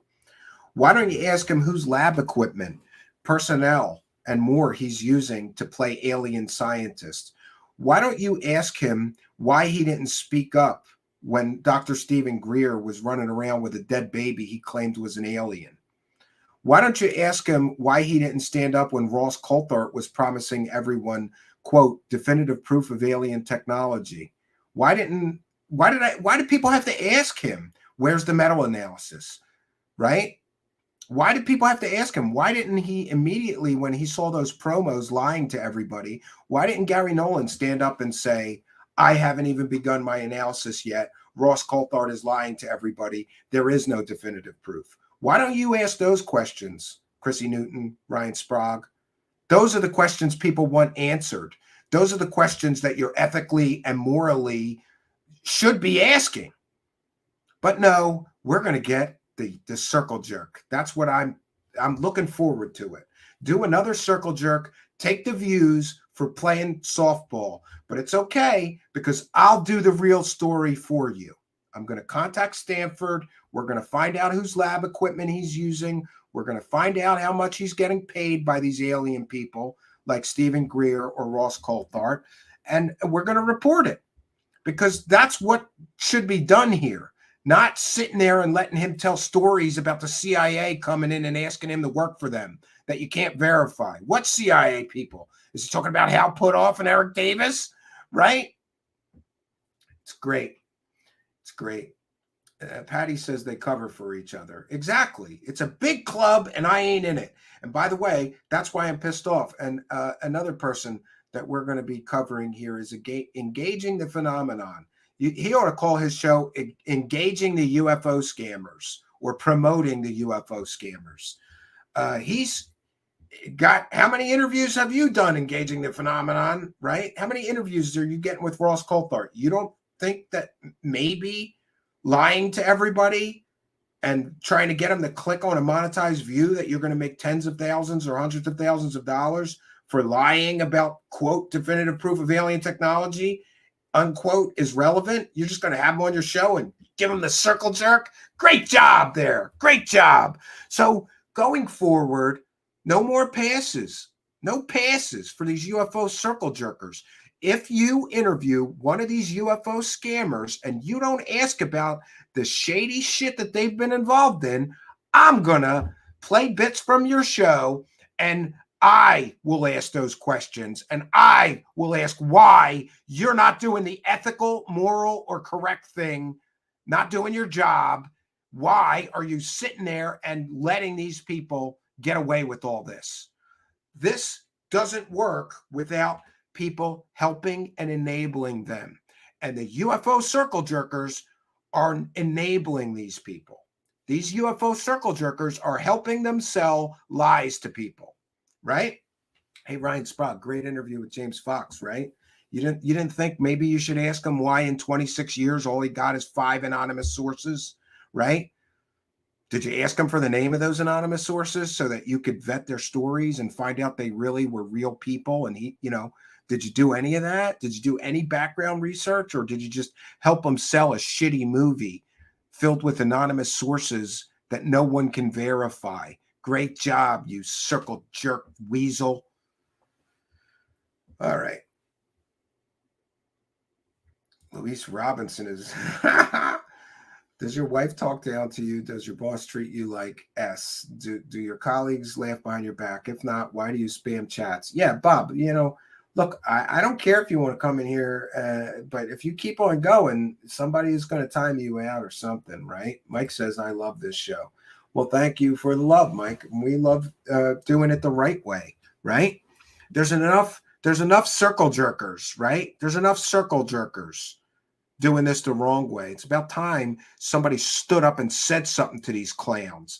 It's about time that somebody told the interested UFO public what this game is really about. It's about lies, disinformation, fake anonymous sources, and UFO circle jerkers helping these idiots that are somehow celebrities. I love the term. I might have invented it, UFO celebrity.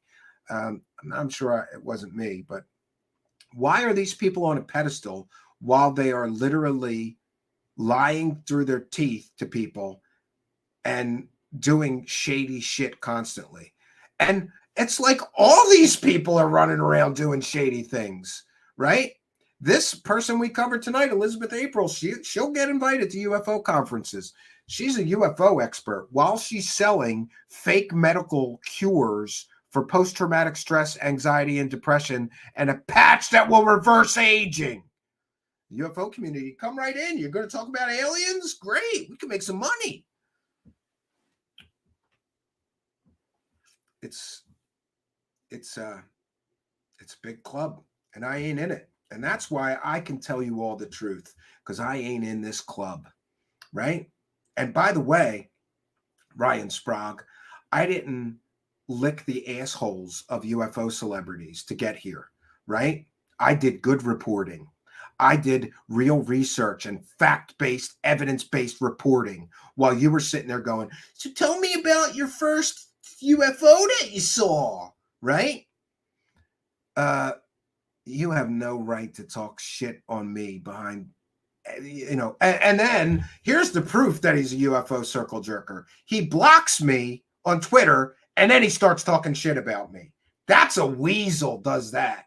That's a weasel thing to do. Block somebody and then talk shit on them. And by the way, I didn't say anything publicly, Ryan, until you blocked me and started talking smack, right? Could have kept this private. You could have messaged me. You have my cell phone number, right? But it is what it is. And another UFO circle jerker goes down in shame, right? And Ryan, do you really want my constant and total attention? Do you really want to piss me off? Right? We could start covering more of your interviews here. Maybe we'll do that. But again, he can run around and tell everybody, he can run around and lie to everybody and make things up. There's no threats here. Just an insatiable desire to peel back the layers of deception and show people the truth about you, Ryan, and all of this, right? I kind of heard it said about Lou Jimenez that he wants to burn this whole thing down. Well, I'm starting to feel that way too. Burn it down and start over, right? And again, it's a figure of speech. Nobody take that the wrong way. But something should be done here, and people should know all of the dirty little secrets that goes on here in this big club, right? And that's another thing, Ryan. I didn't beg for my place at the table. I didn't sell my soul to scammers to get my place at this table, right? They wouldn't give me a place at the table. So you know what I did, Ryan? I took it anyway. I took it.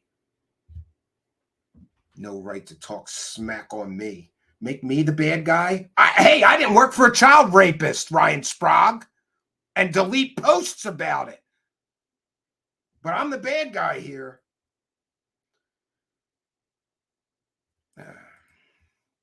Eyes wide open. If they jerk in a circle fast enough, they may be able to take off like a spaceship. Yeah, that's the closest thing to a spaceship that these clowns are getting, right? Bob's brain is exploding because Sandy gave him attention. Oh, no. Scott Hernandez says, Stephen, I co-sign everything you said here. Well, I got bad news for the UFO circle jerk crowd, Scott Hernandez. What we're going to start doing is paying attention to the UFO circle jerkers. So what we're going to do is when we are aware of super scammy things that some of these UFO celebrities are involved in, and then they go on one of these UFO circle jerk shows and nobody at the circle jerk show asked them about it, we're going to cover it. We're going to cover it. And we're going to want to know why they sat there like a dummy and didn't ask any questions about the scammy stuff, right? Let's get it all out. Let's get it. You're not sweeping out all this under the rug. No. Those days are over. Tonight, I declare an end to the era of the UFO circle jerker. It's over. You had a good run. You all made a lot of money sitting there like dummies, letting scammers scam. But that time is over. That time is over. Billy Meyer is laughing all the way to the bank. Probably. Yeah, guy hasn't had a real job in 40 years, right?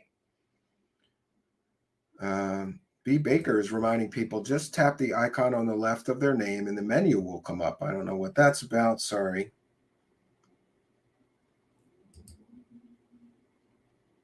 I have a message. 1 second.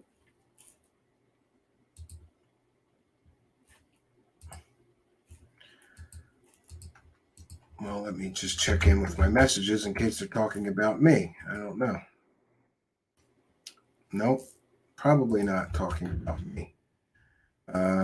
Okay, well, let's take any more comments or questions from the live chat. Not only are you fed up, not only you are fed up, Stephen. Keep up the good work. Yeah, I think they I think that these circle jerkers underestimate how many people are tired of all this shady nonsense that's going on, and they're part in it. They're helping these people with their echo chamber, right? B. Baker reminding people no personal insults. Yeah, despite me personally insulting people, and I'm setting a bad example tonight, right? And by the way, somebody in Ryan Sprague's Twitter comments called me an alcoholic, and that may be true, but not really, because while I may be an alcoholic, if I am, I'm a recovering alcoholic, and I have not had a drink in almost 180 days.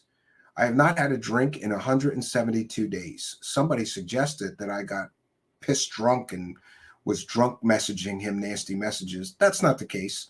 I can't blame alcohol for that one. I can blame my own disgust with people like Ryan Sprague.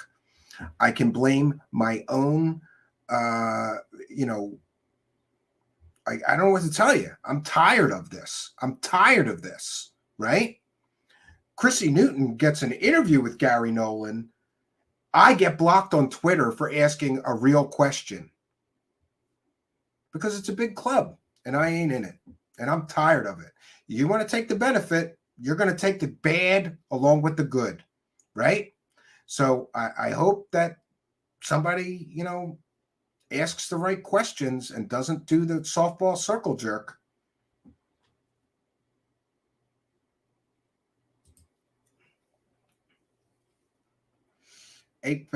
App 3X here says, Stephen, why are all the cute ones turning out to be crazy as hell? There's a scale, don't you know? The hotter a woman is, the crazier she is. It's pretty true. My wife's pretty crazy. She's pretty hot. That's the way it works. You guys know where to send a hate mail about that. Probably should have said that.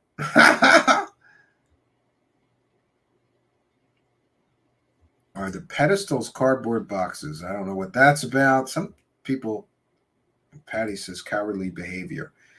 Yeah, deleting a story because it's embarrassing to some of your buddies who work there is cowardly behavior. And so is blocking somebody and then talking smack, right? Luis Robinson, feel free to do what you got to do. Mr. Ian is here.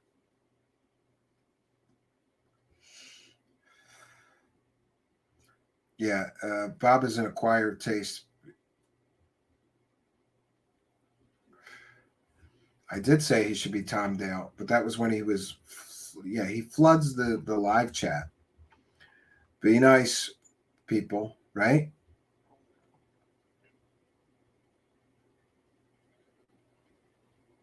Yeah, I agree with Louise. Let's not let somebody ruin the experience for everybody else, right? I'm going to do it. I don't know if I can from here, but I think I can. Yeah. Mike says, terrific, Stephen. And 1312H says, George Carlin was a genius. I agree with that, right?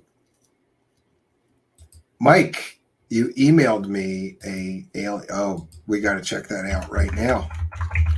I'm going to use that. Mike.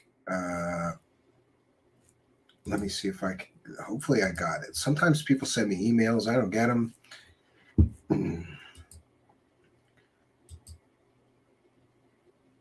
Nope, didn't get it. I'll look for it later then. But I'll look forward to seeing that. All right. Questions or comments for me, please put them in all capital letters. Mr. Ian agreeing with me. My wife is super hot and super bonkers. Like those things go together, right? Bob poofed out of existence. Thank you, geez. I put him in timeout. We don't like to time anybody out or hide anybody from the channel, but if you're ruining the chat experience for multiple people in the chat, we're going to have to do that, right? We're going to have to do that. Oh man, I missed the whole show. Dang it, late. Good to see you, V. Nice to see you. I haven't seen you in a while. I hope you're doing very well. And by the way, happy Thanksgiving to all. Tomorrow, I'm going to have my children all day. We'll be doing another show, 9 p.m. Eastern Standard Time tomorrow evening, 9 p.m. Eastern Standard Time. And since it's Thanksgiving Eve, I'm going to have some special surprises. Amy Collins, I still look. Amy Collins says, don't give up looking for a real psychic. They are out there. It just seems the scammy ones are easiest to find. I agree with you 100%. And by the way, I am still, I wouldn't say friends, but acquaintances and friendly with several of the people that I have encountered, a few of which submitted with me to some testing of their abilities. And those people I like, admire, and respect. But the people that are just running around selling crap and don't want to be tested to prove their superpowers are real, I have no respect for, right? Apex says, I like this chat structure, free speech for all. Mike says, where's Broadway and what happened to Sixth Sense? I don't know where Broadway is. And Sixth Sense got pissed off about something. I've said this before. I don't know where he is. I hope he's doing well. He got pissed off and left because people were posting. I don't remember if it was anti-Trump stuff or anti-Biden. Somebody was posting stuff. Oh, no, I think it was something to do with Hillary Clinton drinking adrenochrome. But people were posting some nutty stuff in the Discord. And I said, if you feel that strongly about it, Sixth Sense, just delete it, you know? And I don't know what happened. He just got pissed off and he left in a huff. And he hasn't been back since. I don't know where he is. I don't know. You know, he disappeared. He blocked everybody related to the show on Twitter, from what I hear, including me. And I don't know what happened to him. But the problem was that I don't know what he wants me to do because there's thousands of posts in the Discord a day sometimes. I can't possibly moderate all the posts or fact check all the posts. And he got pissed off and took his marbles and went home. And good for him. You know, if you felt that strongly about something that somebody posted in the live or in the Discord server that he disagreed with. But the problem that I had with him doing that is he didn't give me any means to resolve whatever upset him. He just left.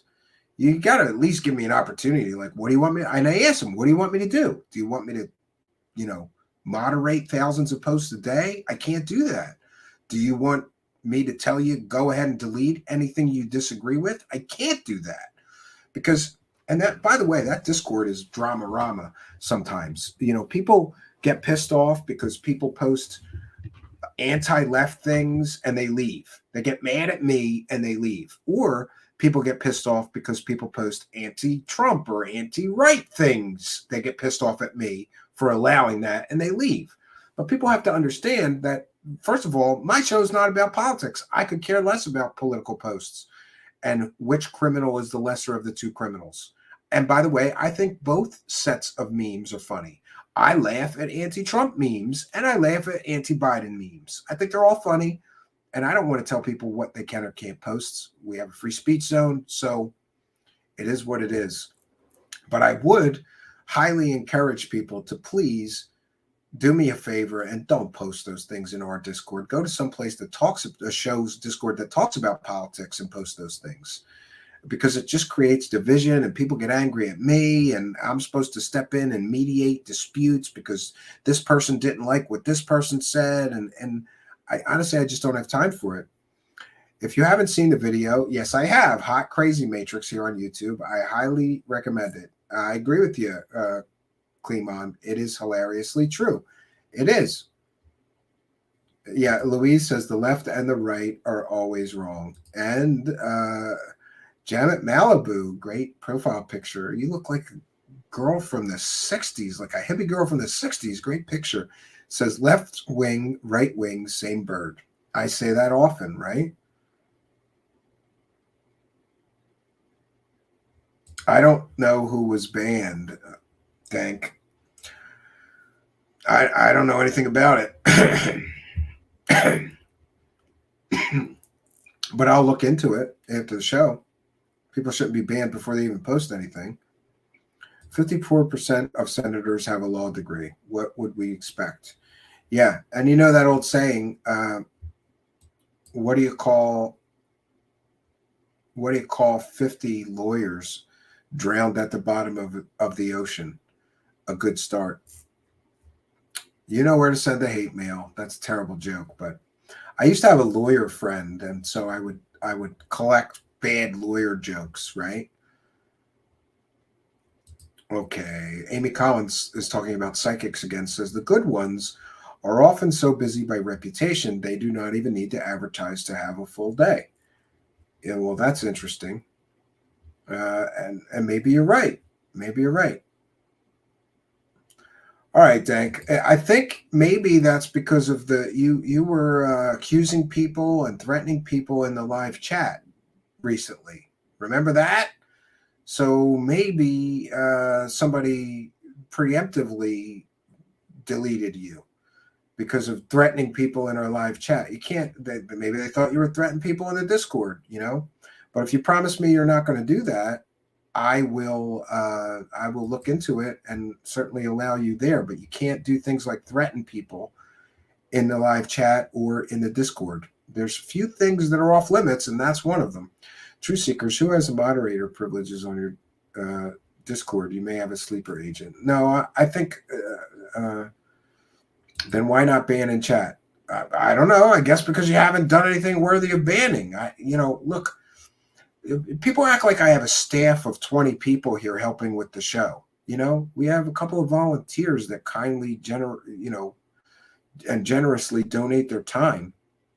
And I'm not always informed. I trust the people like Mr. Ian and B. Baker and a few others and Spooky to do the right thing, whatever is in the best interest of the show. Sometimes people make decisions. They don't inform me or whatever,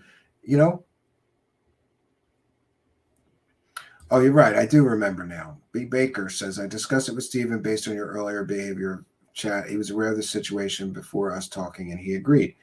All right. Well, then listen, here's what I'll say. He can come he can come in the Discord, but not if he's going to threaten anybody. So we'll give him the benefit of the doubt.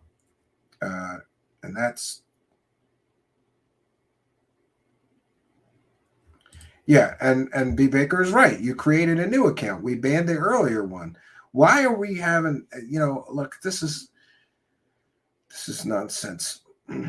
You threatened people in the live chat in an earlier show. So we deleted or banned your earlier account. You made a new account to come into this live chat now.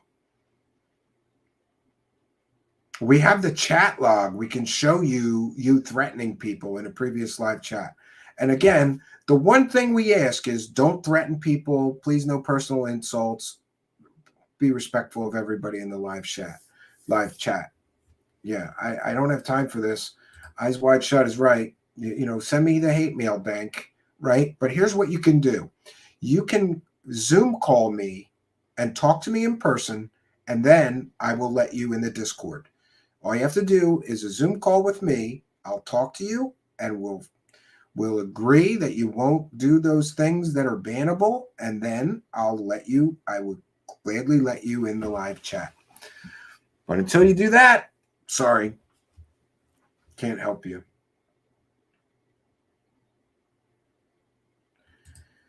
Luis says infighting is rife tonight.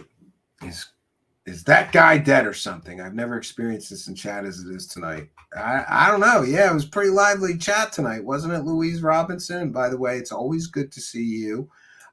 What a great profile picture you have there. Yeah.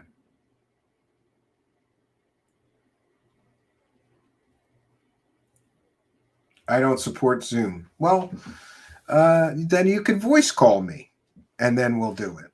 It doesn't have to be Zoom. I just want to know who I'm talking to and who I'm letting in the Discord that previously threatened users of the live chat. And if you're a real person and you apologize for that, then we're good and we're good going forward.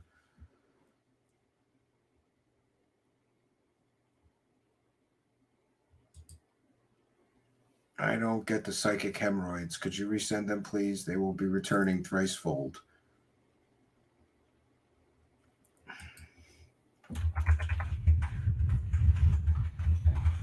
send you the message. I would prefer you on video. What do you mean you don't support that? Every laptop in existence has a built-in camera now.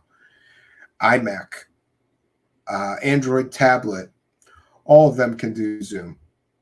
You know, obviously we've got a problem with fake people. I don't like fake people, right? Or people who are pretending to be somebody else.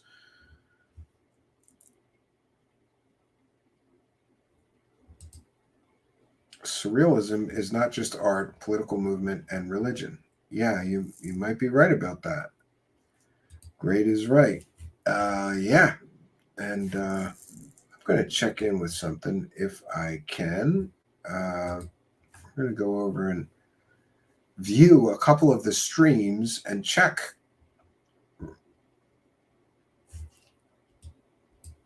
All right. Looks like everything is healthy. Everything looks to be working. So our distribution system, broadcasting simultaneously tonight to Facebook, YouTube, Twitch, Odyssey, and Rumble is all working. I'm glad to hear that, right?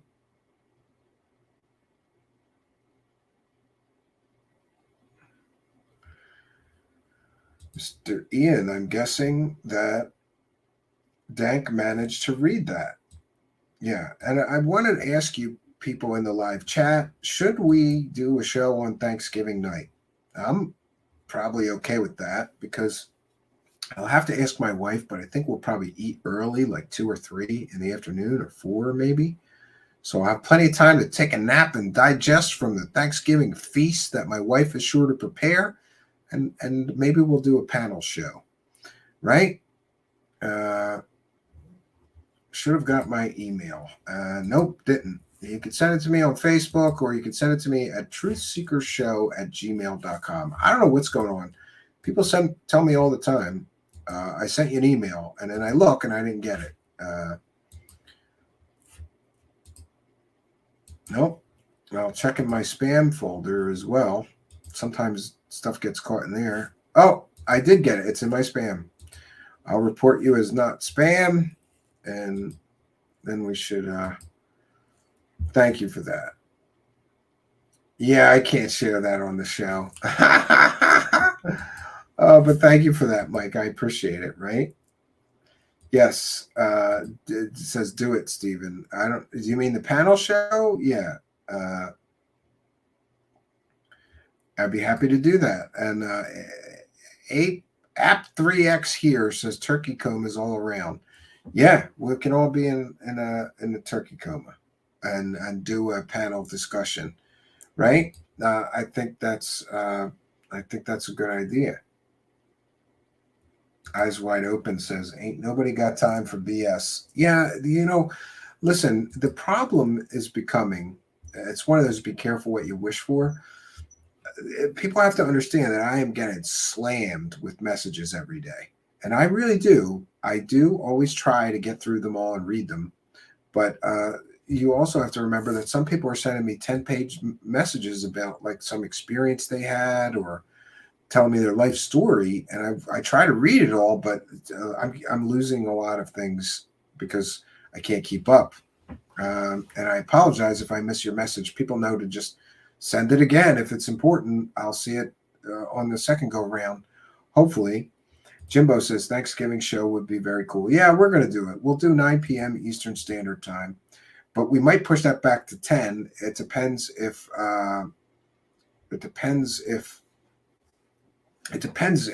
I eat too late.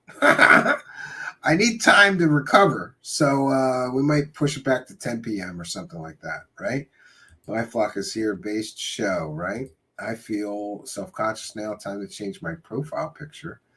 Who said you should change it? I like your profile picture. You should leave it. It's a good picture. You look happy in that picture. And the best pictures are pictures you look happy in, right? It's that wonderful captured moment of a smile and a happy moment. That's the best kind of pictures, right? Those are the very best kind of pictures, right? And Louise says it was summer. Yeah, well, summer makes me happy. You know what doesn't make me happy? Winter.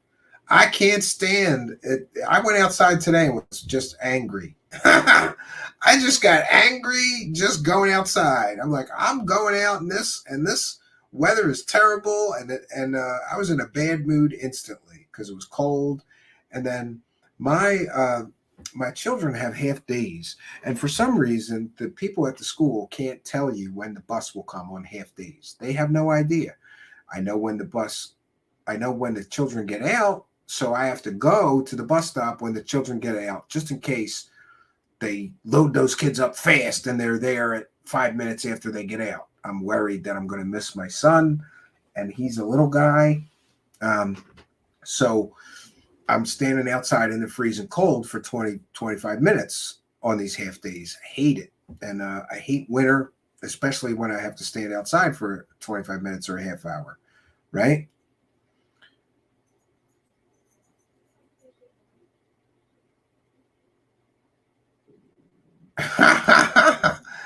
Dank says, I sent it. If I get a robocall swarmed, I will never, I don't share anybody's number with anybody. I'll name my firstborn after someone else, right? All right.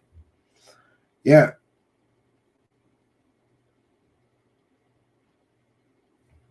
Oh, Bob's able to type again. Please don't flood. Yeah.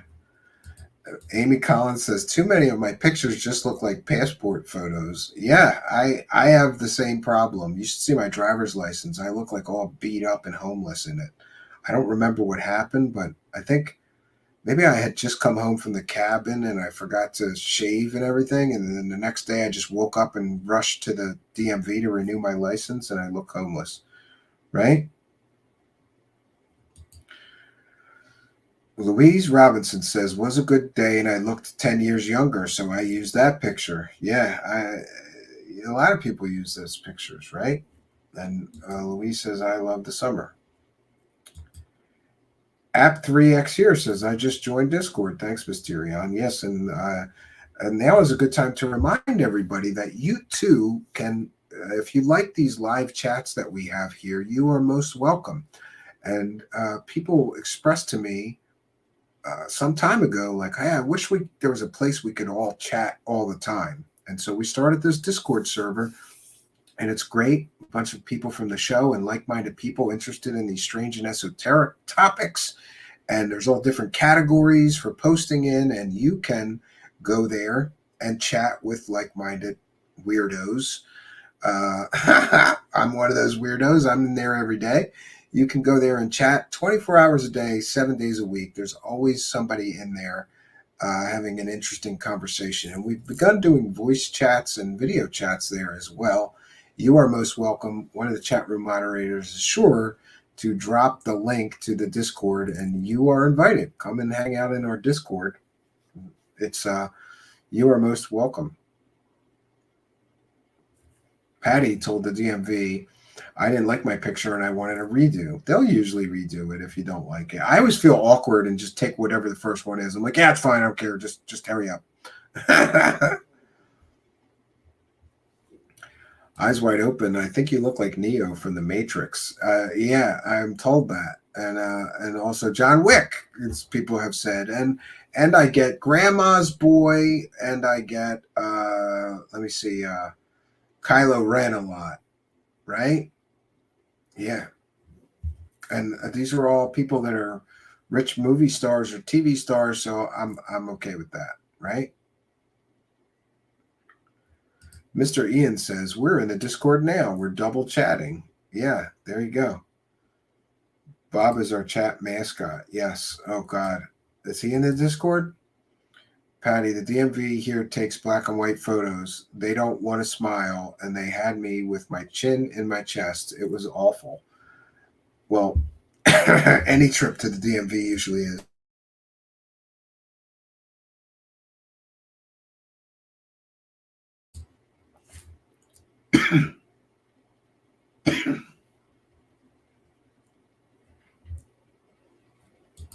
Mike says, as a pigeon, you look happy.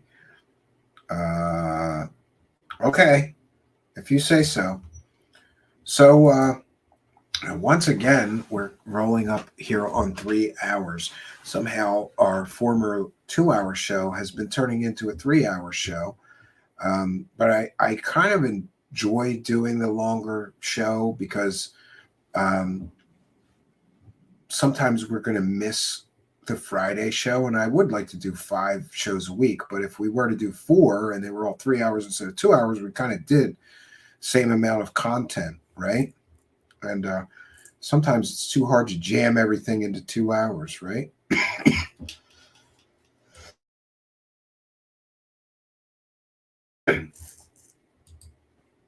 Chris Moe is here and says the UFO circus is a perpetuum mobile. Yeah. Mr. Ian says he came here from the past. Time traveler. Hey, Mr. Ian, where's our new thing? Did you get it to work? Let me know. I'm so excited. Mr. Ian is working on a fun special project for our show here. And I believe in him. He can do it, right? And it's going to be a pretty cool addition to the show. Yeah, right now, the show's, we were doing much better earlier when I was actually doing tonight's presentation. And you know, that's okay, but some people know after the presentation ends that it's live chat time and they're not interested in that, so they bounce out. And I'm okay with that too, because I do that myself. You know, everybody's got such limited time that sometimes they have to time manage, right? Like, okay, the information that he's sharing is done for tonight, and the rest is talking to the live chat, right? Send me some of your music. truthseekershow@gmail.com. App3X says, oh, Stephen, I make music as well. I'd love to collab sometime. Yeah, I listen to everybody's stuff, especially indie people. The show was off the air, but the chat was still going with 66 last night. That's weird. Really? It might have something to do with this new distribution network. Maybe it doesn't drop the live show and the chat stays available for a while or something like that. I'm not sure. I'm not sure what that's about. Jimbo is here and says, going to try to get a video call with you and LIB in the next 72 hours. I'd like to donate to Cabin's work. Hopefully we'll talk. Yes, absolutely. Sure. Mr. Ian asking, does anyone in chat use VR? I would like you to watch. Would you like to watch Truth Seekers in a private VR discussion room with a personalized avatar up to 16 other people? We can do that. Yeah, that's what we're planning. We're planning on a VR room for Truth Seekers, and Mr. Ian's going to make it work, right? You're going to make it work, right? Use your magic techno boomstick, Mr. Ian. Make it work. Eyes Wide Open says, I live for the interaction. It's great to get questions answered when they arise. Yeah. Sandy Smith, welcome member, Sandy Smith, and thank you so much for being a member. Says, don't time Bob Perkins out. He is the chat mascot. Okay, if you say so, right? Okay, Amy Collins says it took a minute or so before it switched to the next video on autoplay. Well, that's interesting. Yeah, sometimes there's little hiccups, right? You got some extra chat time, I guess. It wanted you to get chat time, right? Yeah, send me your SoundCloud. I'll give you my email address. It's Truth Seeker Show, one Truth Seeker, and then the word show, all one word, @gmail.com. Put that here. Yeah, send me your SoundCloud. I'm always looking for new stuff to listen to. So it's Truth Seeker Show, one Truth Seeker, and then the word show, Truth Seeker Show @gmail.com. And by the way, now's a good time to remind everybody, the best way to keep up with our show here is to follow me on Twitter. It's @Stephen Cambion, just my name that you see up here on the screen, @Stephen Cambion on Twitter. And interestingly,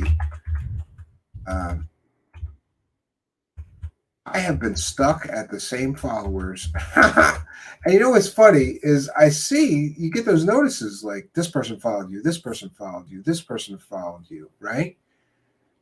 And I go, I don't understand why my follower number doesn't really go up. All right, well, right now I'm at just under 5,000, but I sure would like to get the extra 20 to get to the 5,000. So please do find me on Twitter. It's at Stephen Cambian. That's the best way to keep up with the show and know what's going on with the show.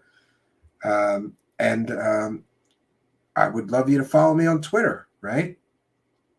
Pragmagic is here and wants people to listen to his butt rumble. We're on Rumble now. We're live streaming Pragmagic on Rumble right now.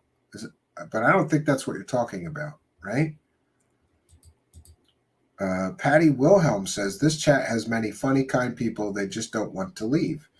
Yeah, I agree with you, right? Mike says, I have an 8-man tent to accompany the build site. I have a big tent that we're going to put up there as well. And Mr. Ian talking about our new VR chat room and Hangout says, I've been running tests today. I have a matrix-style couch in an endless white room with a huge video screen and freestanding wooden bar. It's going to be epic. Send me a screenshot if you can of just the room. I would really like to see it. I can't wait. We're going to have a VR Truth Seekers room. That's cool. And thank you so much, Mr. Ian. This is all his idea. I just heard his idea and said, do it, do it, do it now, do it. My Flock is Everywhere says, hi, Pragmagic Brother. Loved your last video. I didn't see his last video. He should send it to me. Instead of watching Pragmagic's video, I was watching some guy on Fiverr's video. That's an inside joke. Only he knows the joke, though. I want to recreate Steven's cabin in VR, so I'll coordinate with him for scans, etc.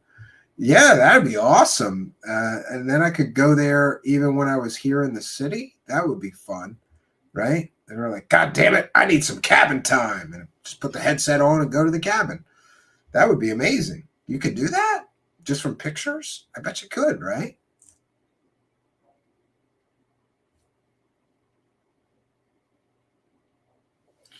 Yeah, so we are just over 3 hours, and Pragmagic just came in at the end, but that's good. Happy to see him. Someday we have to catch up there, Pragmagic. Haven't talked to you in quite a long time. Lots going on. So I want to thank each and every one of you for joining us. I want to thank our very kind chat room moderators for helping and keeping things civil in the live chat. I want to thank all our live chats participants. I want to thank our kind and generous benefactors, you Patreon supporters, you channel members, you super chatters, super stickers, super thanks people, and PayPal and Cash App pledgers for helping to keep the show going. I truly appreciate all the support that we receive. Everybody is so kind to throw a couple of bucks in our hat here and keep us doing this good work. Until next time, friends, which will be tomorrow night, 9 p.m. Eastern Standard Time. And please do remember to like, comment, and subscribe on your way out. If you're not already subscribed, hit the notification bell. Our next live show tomorrow night, 9 p.m. Eastern Standard Time. I can't tell you enough how much I can't wait to do tomorrow night's show. Got some special surprises for you. Hope you'll be here 9 p.m. Eastern Standard Time tomorrow night. So that's all we got for you, friends. Until next time, my name is Stephen Cambian. Good night, and God bless all of you.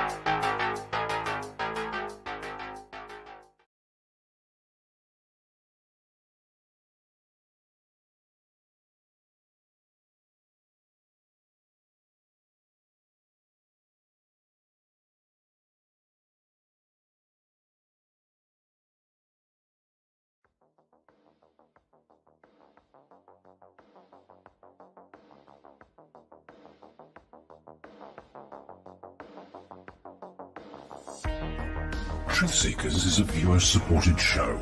Wonderful people like you who enjoy this show send pledges in the form of super chats, super stickers, super thanks, PayPal, or Cash App.